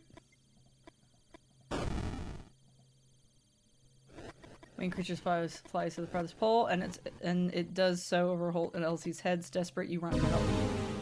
Why would you do that? Okay. Okay. That was really loud. Excellent. I'll be able to afford so many teeth. All right. More popcorn before we try this again. Here you go, buddy. More popcorn. All right. So...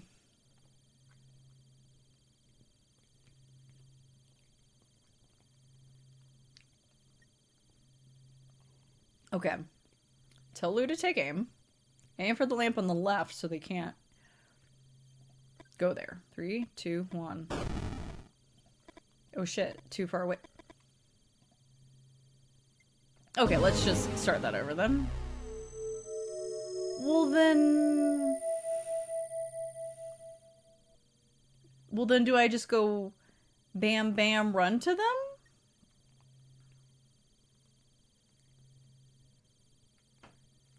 I'm confused now. Yeah, I'm gonna try taking the middle lamp first. But the thing is that... So the... Ah, that's true. It might just be like the trajectory. Okay, let's try. Aim for the central lamp on the right.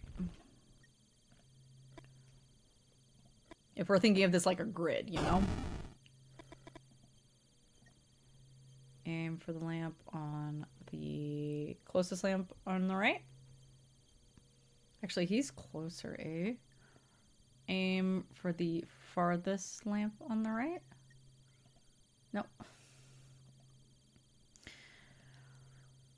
Shoot. 3, 2, 1. Okay, let's see if that works. Flies to the farthest pole. You have 1 bullet left. Okay. Okay, well now...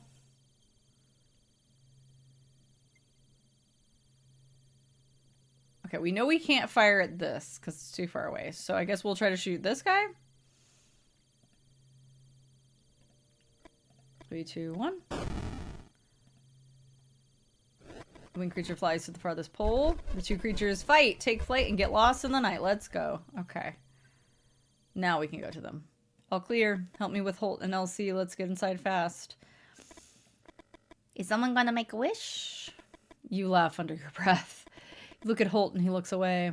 You wonder if he's pissed because you saved him. You still can't believe everything that happened tonight. You know that as soon as you stop to think, you touch your belly and fight back the tears. Lou looks at his watch. Oh my gosh. It was really loud. The Leonids are reaching their point of highest intensity. The screeching is deafening. Freaking creatures. I think I saw one in a dream. Oh my god. Jar! Thank you for copying the tape. Oh my god, that's so loud. Lou is about to add something but suddenly falls silent.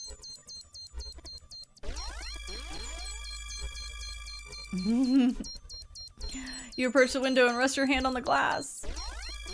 You can't stop looking at their dance. Moth dance, moth dance. Oh my gosh, 7 months, I can't believe it. But moth. Don Glover in that episode of Community. Before meeting Lee, you had some experiences in college. Experiences by which you sought to open the doors of your perception. Lee doesn't know, and you don't know how he would react if he found out. But the strange dance of these creatures in the sky beats anything you experienced while tripping. What's a butt moth? Yeah, you know, LSD, that incredible drug that should have been allowed to be used by doctors to actually help people through trauma, but instead it got labeled as, you know, just something for addicts.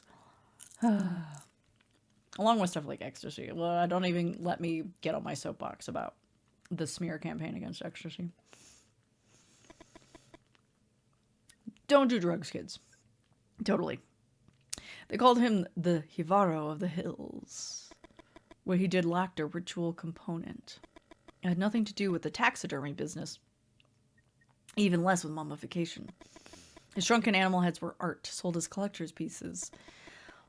So we're Holt now, and what is going on? One afternoon, Liam, his only nephew, stole a bear head. The head had been emptied of viscera and was floating in a solution his uncle used in the early stages of the miniaturation process. Project Ultra.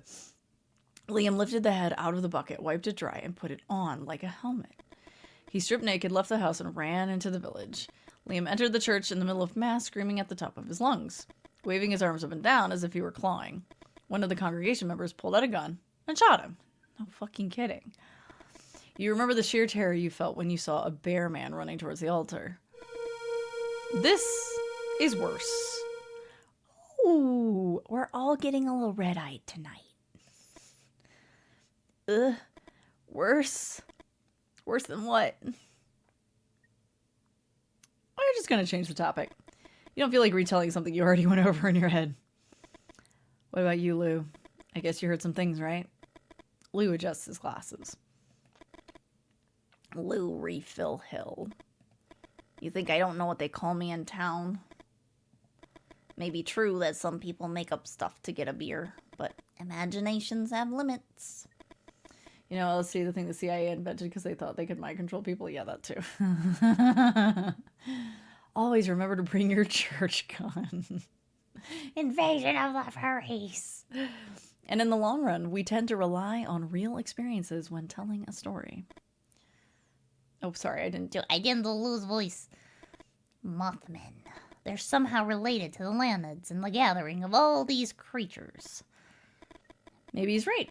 And all the creatures outside started to appear after the aerial dance of these Mothmen?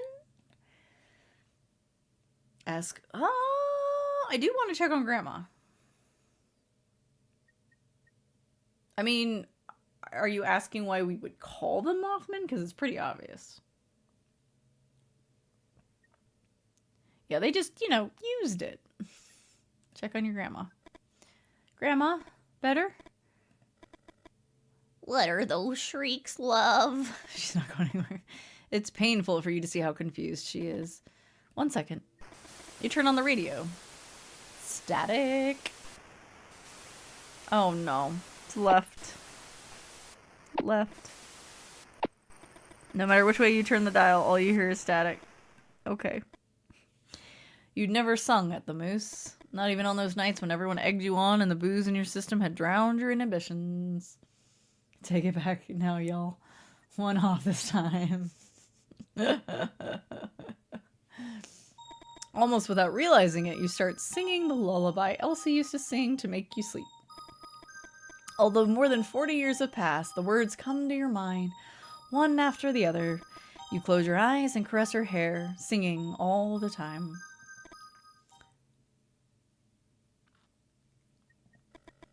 As soon as you feel the rhythmic breathing of your grandmother, you get up. It is very sweet. What was that? Oh shit. He's back. Lee? Victoria tries to hug Lee while he babbles something you don't understand. At no time does he look up. Where the hell have you been? Victoria. I thought... But he's here. Give him some space. Thank you. Lee takes a few seconds to start speaking. I think I got lost in the forest. Babe, take it easy. Victoria grabs his arm and Lee tries to smile. I thought I heard the sound of a river. Swiss dude, and I didn't discover the psychedelic effects till like 5 years later. And I felt someone looking at me. After walking for a while, the noise was deafening. But there was no river. Lee starts to cry. Victoria tries to calm him down. As soon as he regains his composure, Lee keeps talking. And then came the white. I don't know how to explain it. It was as if I could see everything and nothing at the same time. And a goat looked up to the sky to watch the shooting stars. Blech. It stood on 2 legs, like this, you know? Just like us. What the hell is going on? Heckin' Satan. I think the time has come.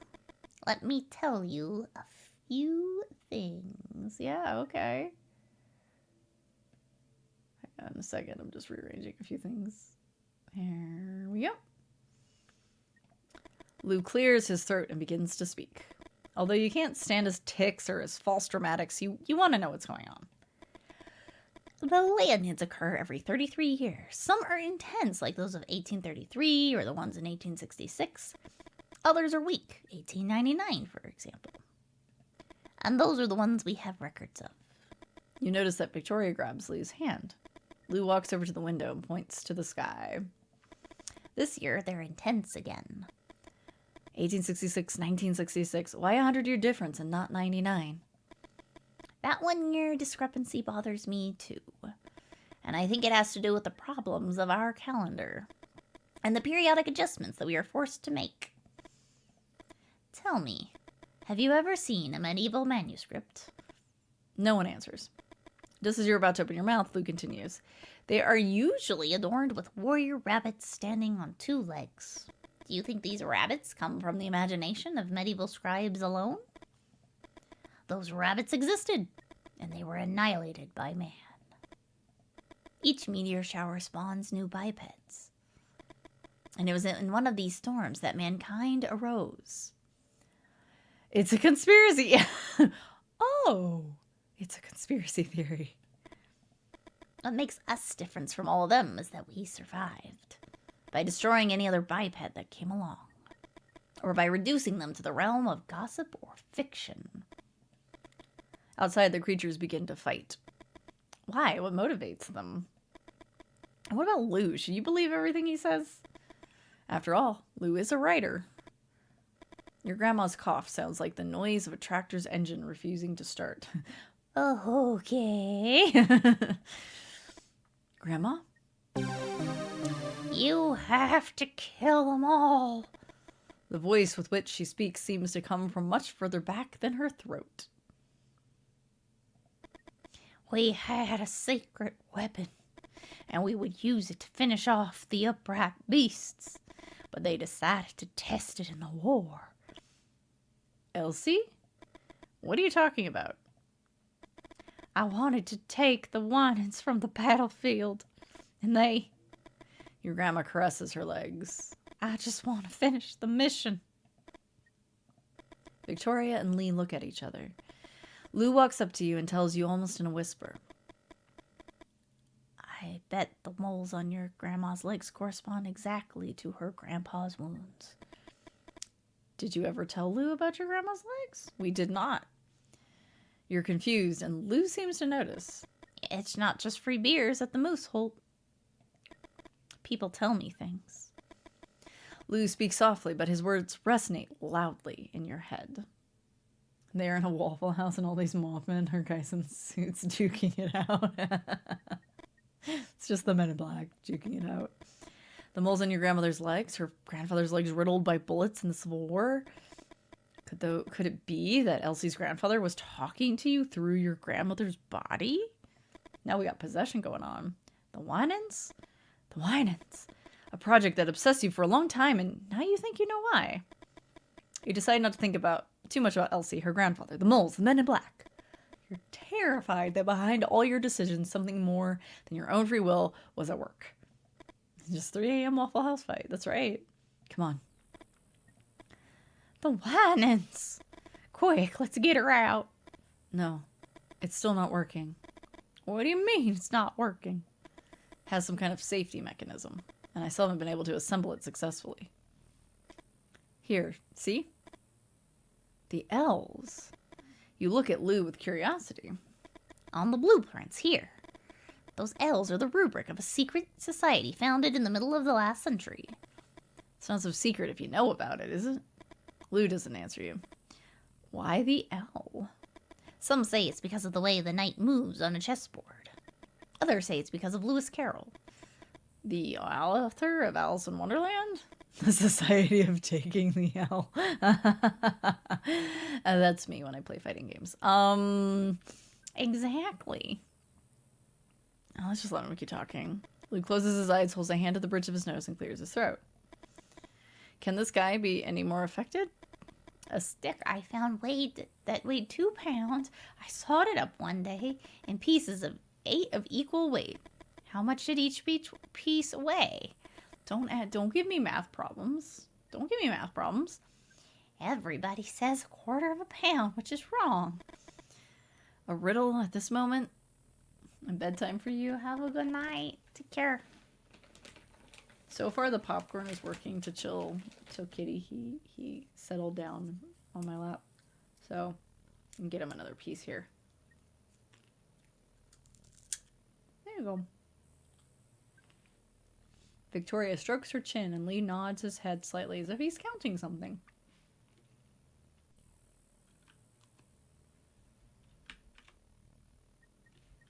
There it goes. Yeah. We touched the dial. I bid you good night with a glitch, Molly. Take care. Do you think it's time for a riddle, Lou? Lou raises his hand and moves aside. You take a deep breath. It shouldn't be that hard to find the right configuration. Examine the pieces. What the hell? I don't even know which pieces are moving, quite frankly. I presume it's... Nope. Nope, I make no presumptions. Okay, okay, they're squares. Okay.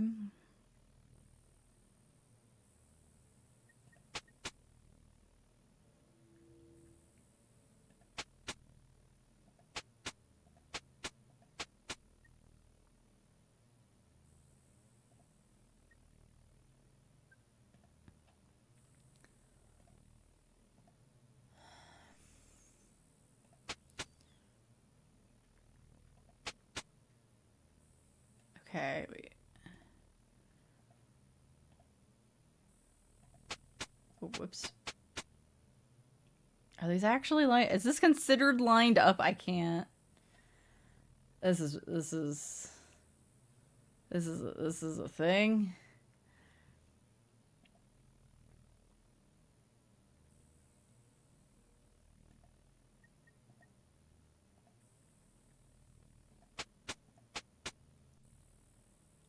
Because this doesn't seem lined up to me. I'm confused.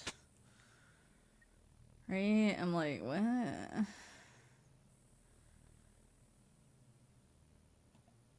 Okay. Yeah. Yeah, we've got an L here, but like... can it be... Can the L's be any...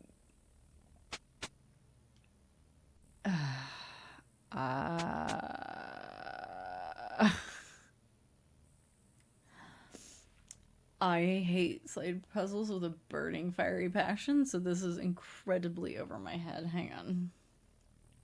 I presume that if I test it, it will blow up and it will be a bad thing. Mechanism doesn't lock into place. Okay, let me save. Victoria smiles. You'd like to tell her one of the stories you know about Lee just to wipe that smile off her face. I mean, 60% less awful with an actual control scheme. Yeah.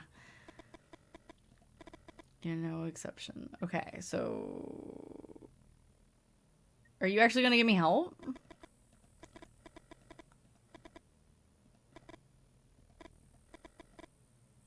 So one day. Okay. Okay, hang on. Let me type this in. This. Okay. So it weighed 2 pounds. I sawed it up one day. Is that part of it? 1 in 8 pieces of equal weight. How did each... I don't fucking know. How does this help me? We don't have time for you to find the answer. So I'm going to tell you, the answer is not 1/4 pound like everyone says. 1/4 is a little less than 1/4 pound. I've taken into account the weight that is lost with the dust when you saw the stick. Okay. Difference between abstractions in the real world and abstract reality. Cutting a branch does not produce dust, but it does in our daily life. One of the main goals of the order was to bring their riddles, games, and puzzles to the world. I don't care. Please just... I'm glad I got an achievement for that. Can I try halt? There's a screaming outside. You look at your grandmother, or rather your grandmother's grandfather's possessing her body? You wonder if you should accept Lou's help or keep trying yourself. Either way, you're grateful that Lou has stopped talking. Lou, just do it. I don't want to do it. Damn it, Lou! If you can fucking solve the puzzle, just do it. Yeah, so like making the L's, but like I still could not figure out how to make that happen. I still get the achievement for solving it. Although the creature's shouts are getting louder, you can't help but feel a certain happiness. That was really loud. The wine ends is finally complete. Now everybody out. Elsie stands next to the wine and's holding a rifle. Oh, boy. Lee, Lou, and Victoria stand back a little.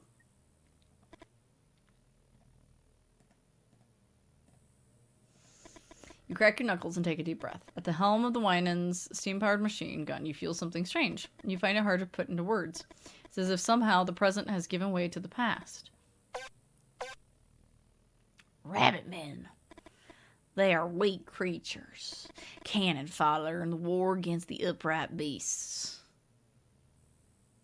I mean, there's one dead center. Shoot.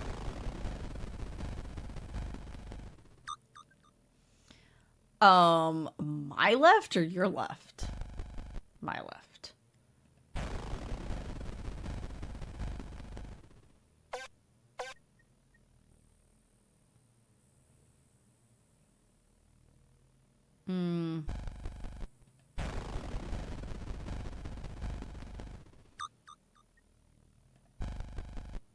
There we go.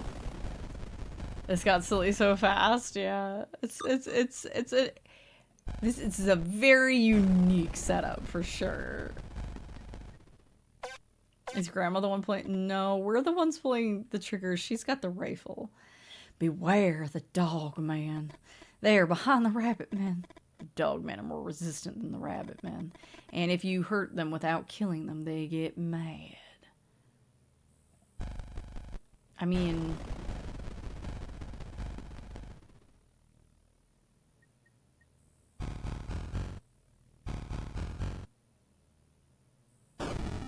eat this bullet. I'm here to cover you, but don't get too confident. I can kill one upright beast, and then I need to reload. Okay. Okay, so she doesn't have anything right now. Hey, where are you going? Did the others leave?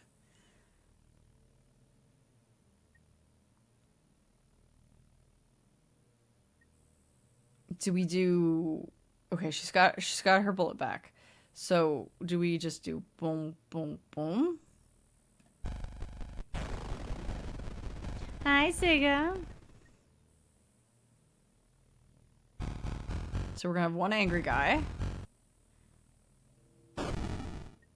Elsie will shoot it. Then we aim center so she has time to reload.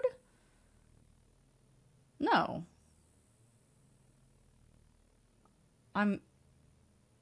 She's fine.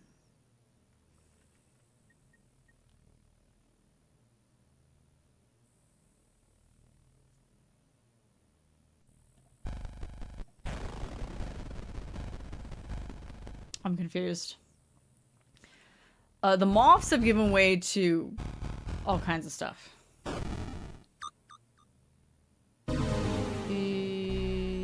Yeah, okay, it sets... Okay, I don't have to go up from the beginning.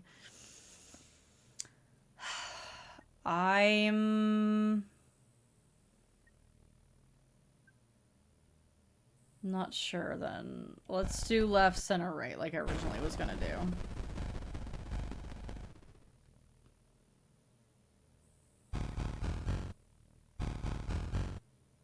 Yeah, because that's what I thought of doing, and then it seemed like, oh, this is dangerous, but she should be able to shoot the first one, and the other two I can shoot? Okay.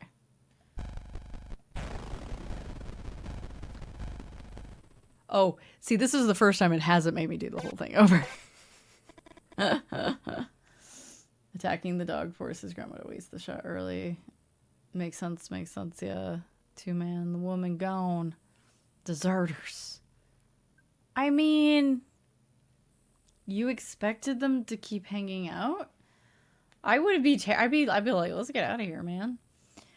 Okay. So...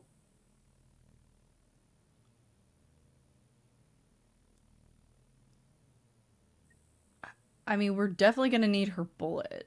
We don't want to send her away. We need to stay shooting. We need to stay shooting. Those creatures over there. Moose, man. If you manage to wound them without killing them, they go crazy and run like a stampede. You can take advantage of them to generate a chain effect.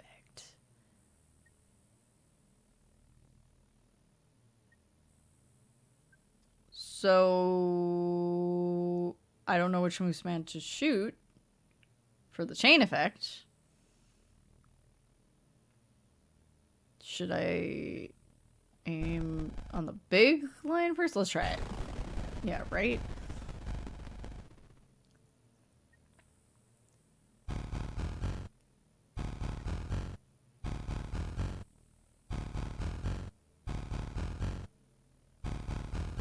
And then Elsie shoots him. Okay, that worked out. Oh, dear God.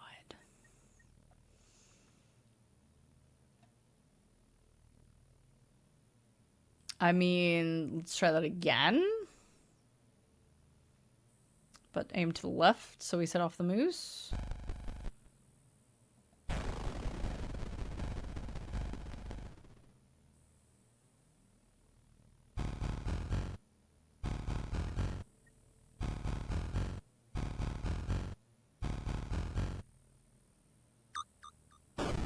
Da. And then we aim to the right. This is so weird.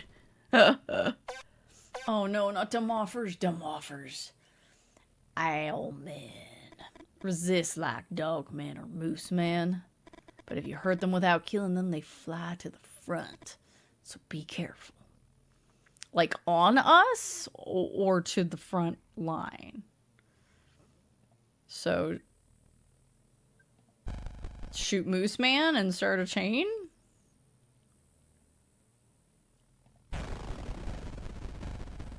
I don't know, we're gonna try it.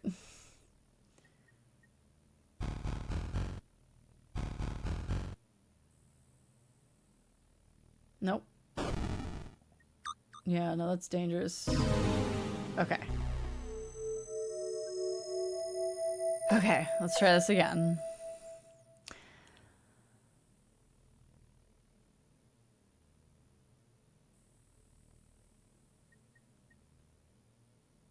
So...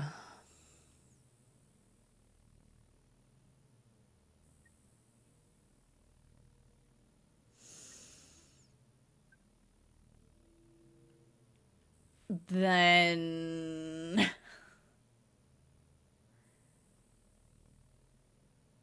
I don't know.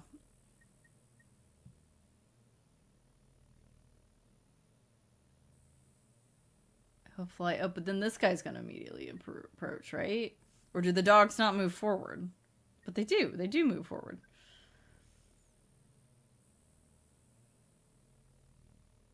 I don't know. We're just gonna trial and error this.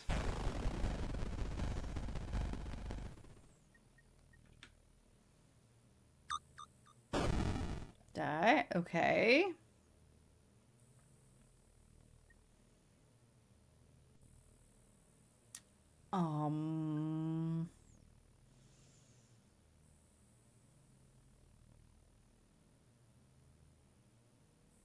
Should we try that again with this? Would that work with rabbits? They're too squishy, right?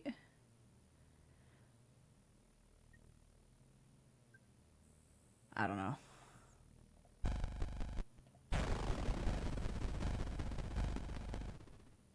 But she... Oh, it was enough to kill him. All right. Okay. So that worked out. Okay. So now we go for these guys who will set off Owl, who she will then shoot. Yeah?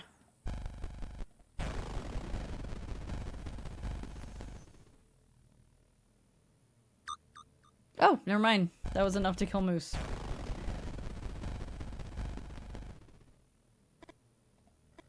Take advantage of a rare moment of calm on the battlefield to talk to Elsie. We survived all cryptid waves. Okay. You shake your head from one side to the other. You know that Lou was the first to leave, and the helplessness eats you up inside. Go look for them. But if we're gonna fight here, we fight all together.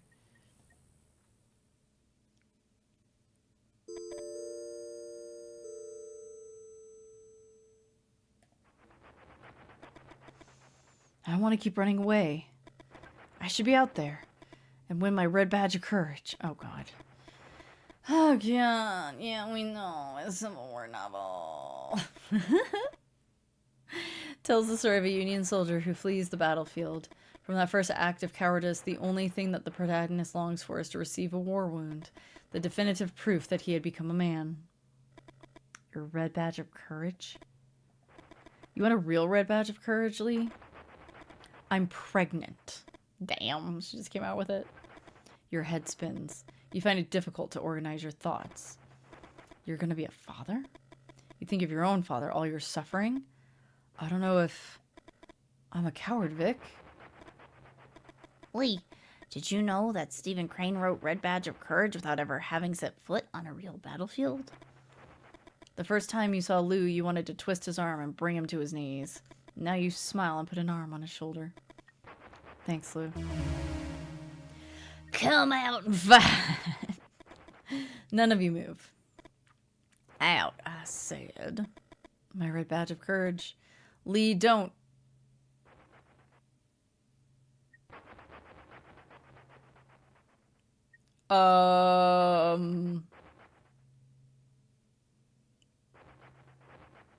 Push? Because we actually want to go out. I'm not actually trying to take this from her. You push. Elsie rotates her shoulders and the rifle points at your chest. How? Oh my god. So pull. I would think pulling would be the bad idea because the gun could also go off and hit somebody else. But okay. Thank you for the heart rate check. Please go get some good resties. I take my sippy. The cat has completely fallen asleep. He is in snoozy land. Have a good night. Elsie rotates her shoulders and stumbles. The rifle points at the ceiling. Now do I push? You push. Elsie loses her balance. Rifle points at her body. No. Pull. You pull. Elsie loosens her grip and you stumble. The rifle points at the ceiling. Elsie lunges at you with an unbelievable force and makes the rifle point.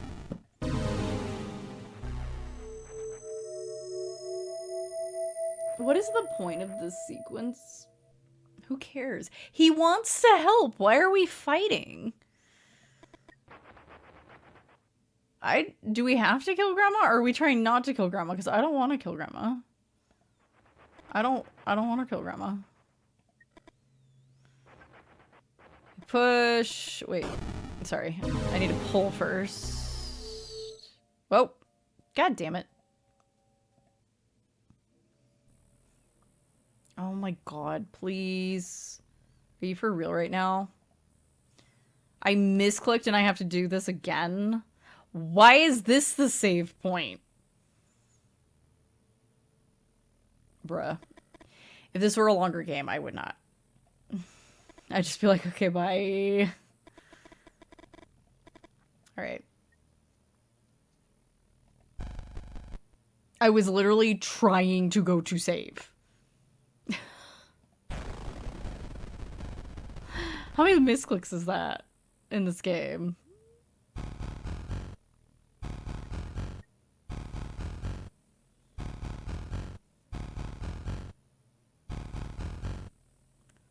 See if we remember what we're supposed to do.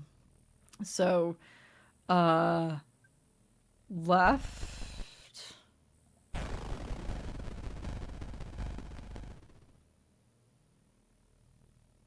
Game has checkpoints, but if you leave to menu, it doesn't save outside of the normal save. Yeah.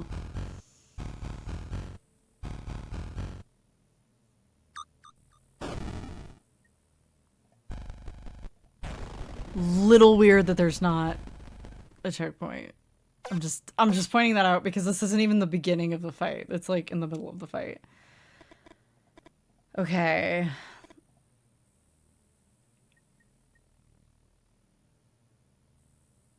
So we did center first, right? Because of the dogs.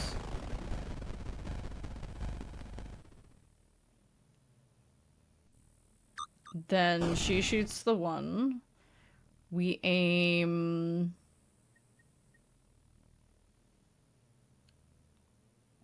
left.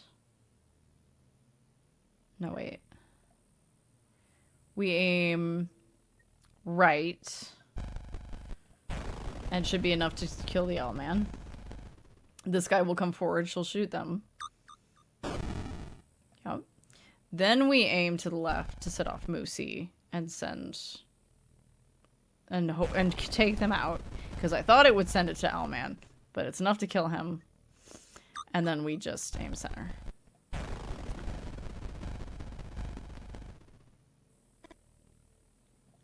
Can you just leave or does that give you... I don't seem to be given the option to do so.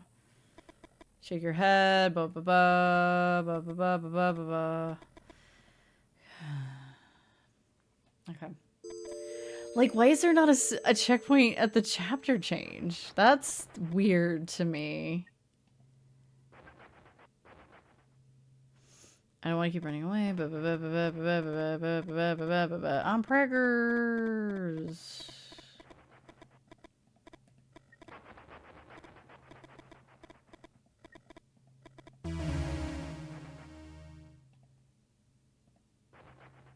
Save again.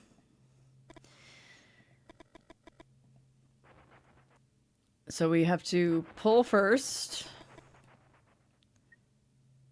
Then push.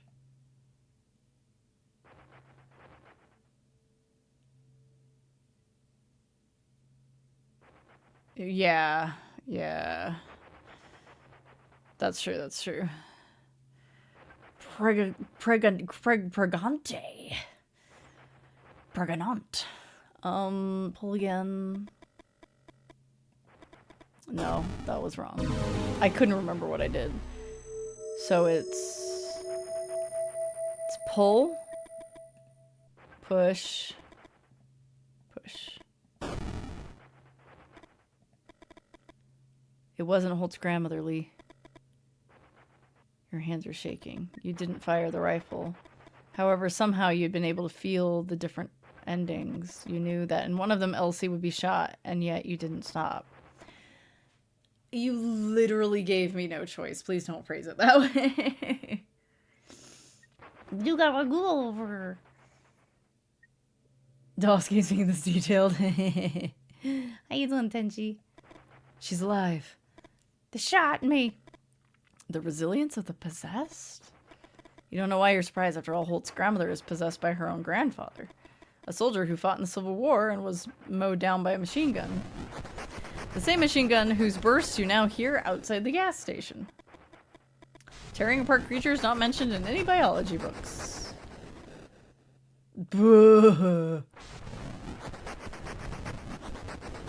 Yeah, don't play it like it was a choice. Yeah, like I don't mind if there's only one path. Like, just it was probably written that way to encourage you to try different things. But the thing is that there seems to be only one, like, quote-unquote correct choice.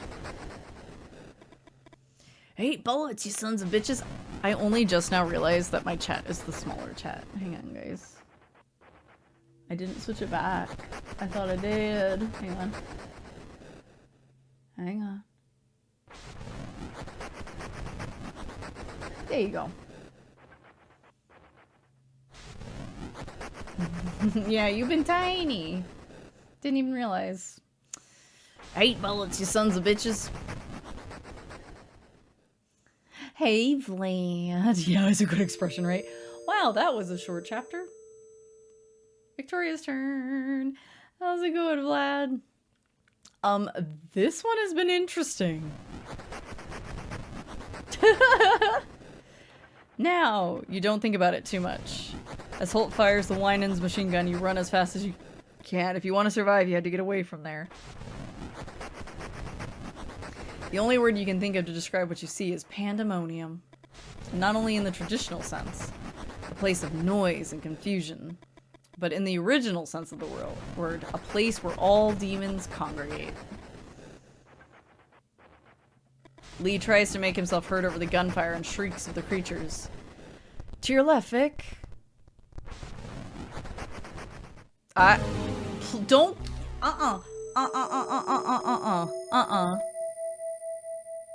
Do not do this. Did you see how short of an amount of time I had to click that?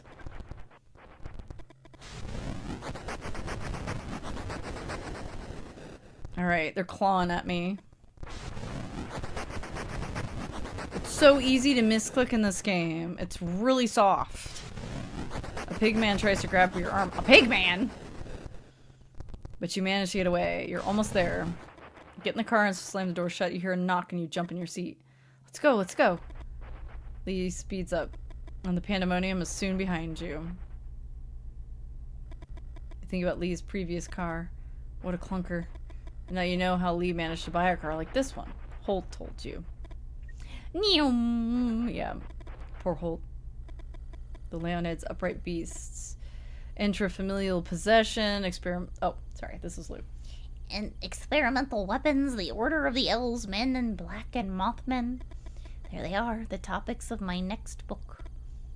You touch your belly. With all that you suffered tonight, Lou's comment seems a bit inappropriate. You travel in silence for a few minutes. Thank you for the perch. Are you all right, Lee? You look a little pale. Lee takes a few seconds to answer. I don't know. Lee scratches his head. I can see things before they happen, Vic. Lou leans forward. It's not that I see the future. I don't know how to explain it. It's like I can see several presents just before they happen. Oh, come on, babe. Victoria. What are you saying, Lee? Have you felt it since the episode you told us about with the white light? Lee's hands are tightly grasped on the steering wheel. It's not like I can control it. The first time I felt it was in the struggle with Elsie.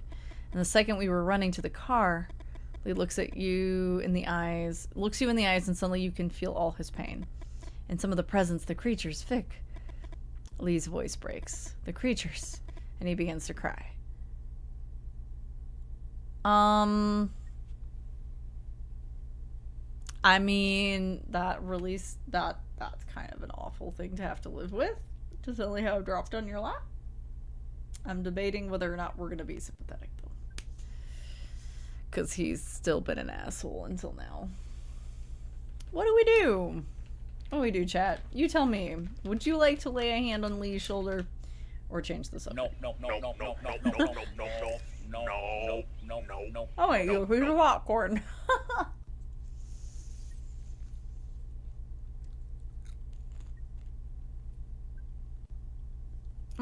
Delicious popcorn. Seem to be getting better after the light incident, but I don't know. I know, right? It seems like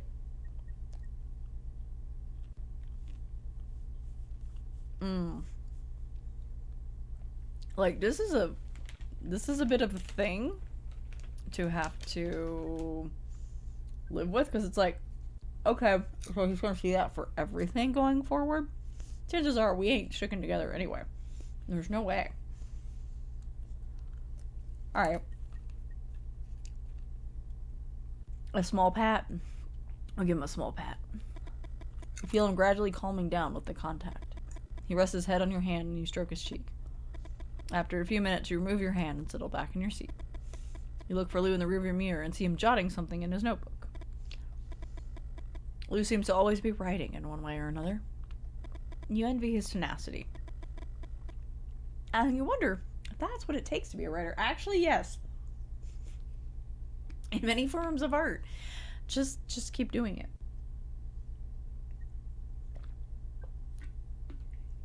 Just keep doing it. Always be making stuff. Doesn't matter if it's good or not, quote unquote.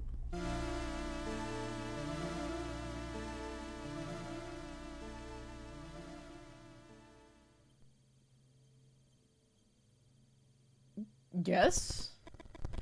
Lee steps on the brakes and opens the door with on his side. Wait here. What's happening? What happened? Can you see anything from there? You shake your head. Here he comes. What? A goat baby? It's hurt, Vic.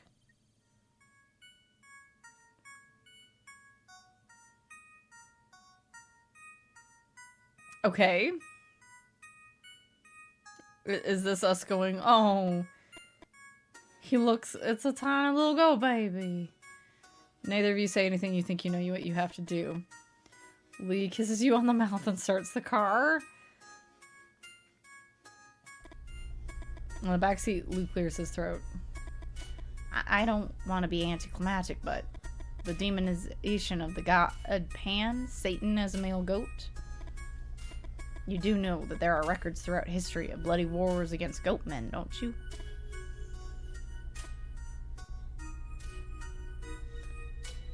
Kisses you on the mouth like, just say it, Williams. The end. So we're gonna raise a goat baby with our baby? Is that the implication? I'm kind of okay with this. Kisses you on the teeth. Cute little goat baby. Alright. So I had my issues with moments, but some of that is me and not the game. It's just how I react to things. Overall, it's a very interesting little thing. And we can't hear the music because this audio mixing is terrible. I'll crank it. That's me cranking it and you guys can still barely hear it. It's just this one track. Go, baby. Traumatizing himself forever. He probably saw the timeline where he ran over the goat and felt bad. Yeah, probably. Probably. Oh, 8 years later, I'm gonna turn the volume back down.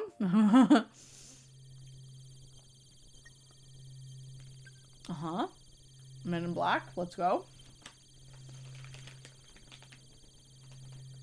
Okay, there's the kid. There's the goat baby. Oh, it's kind of cute.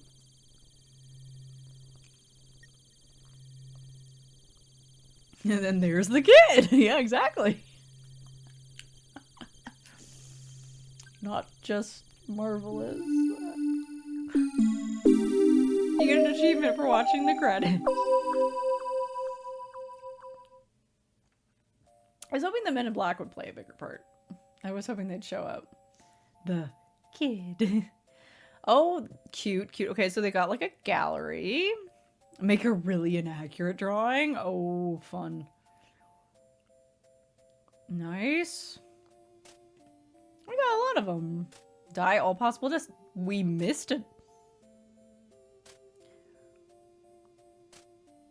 So my question is, did we not die all possible deaths because of retries or because of not retries, but my reload? Maybe.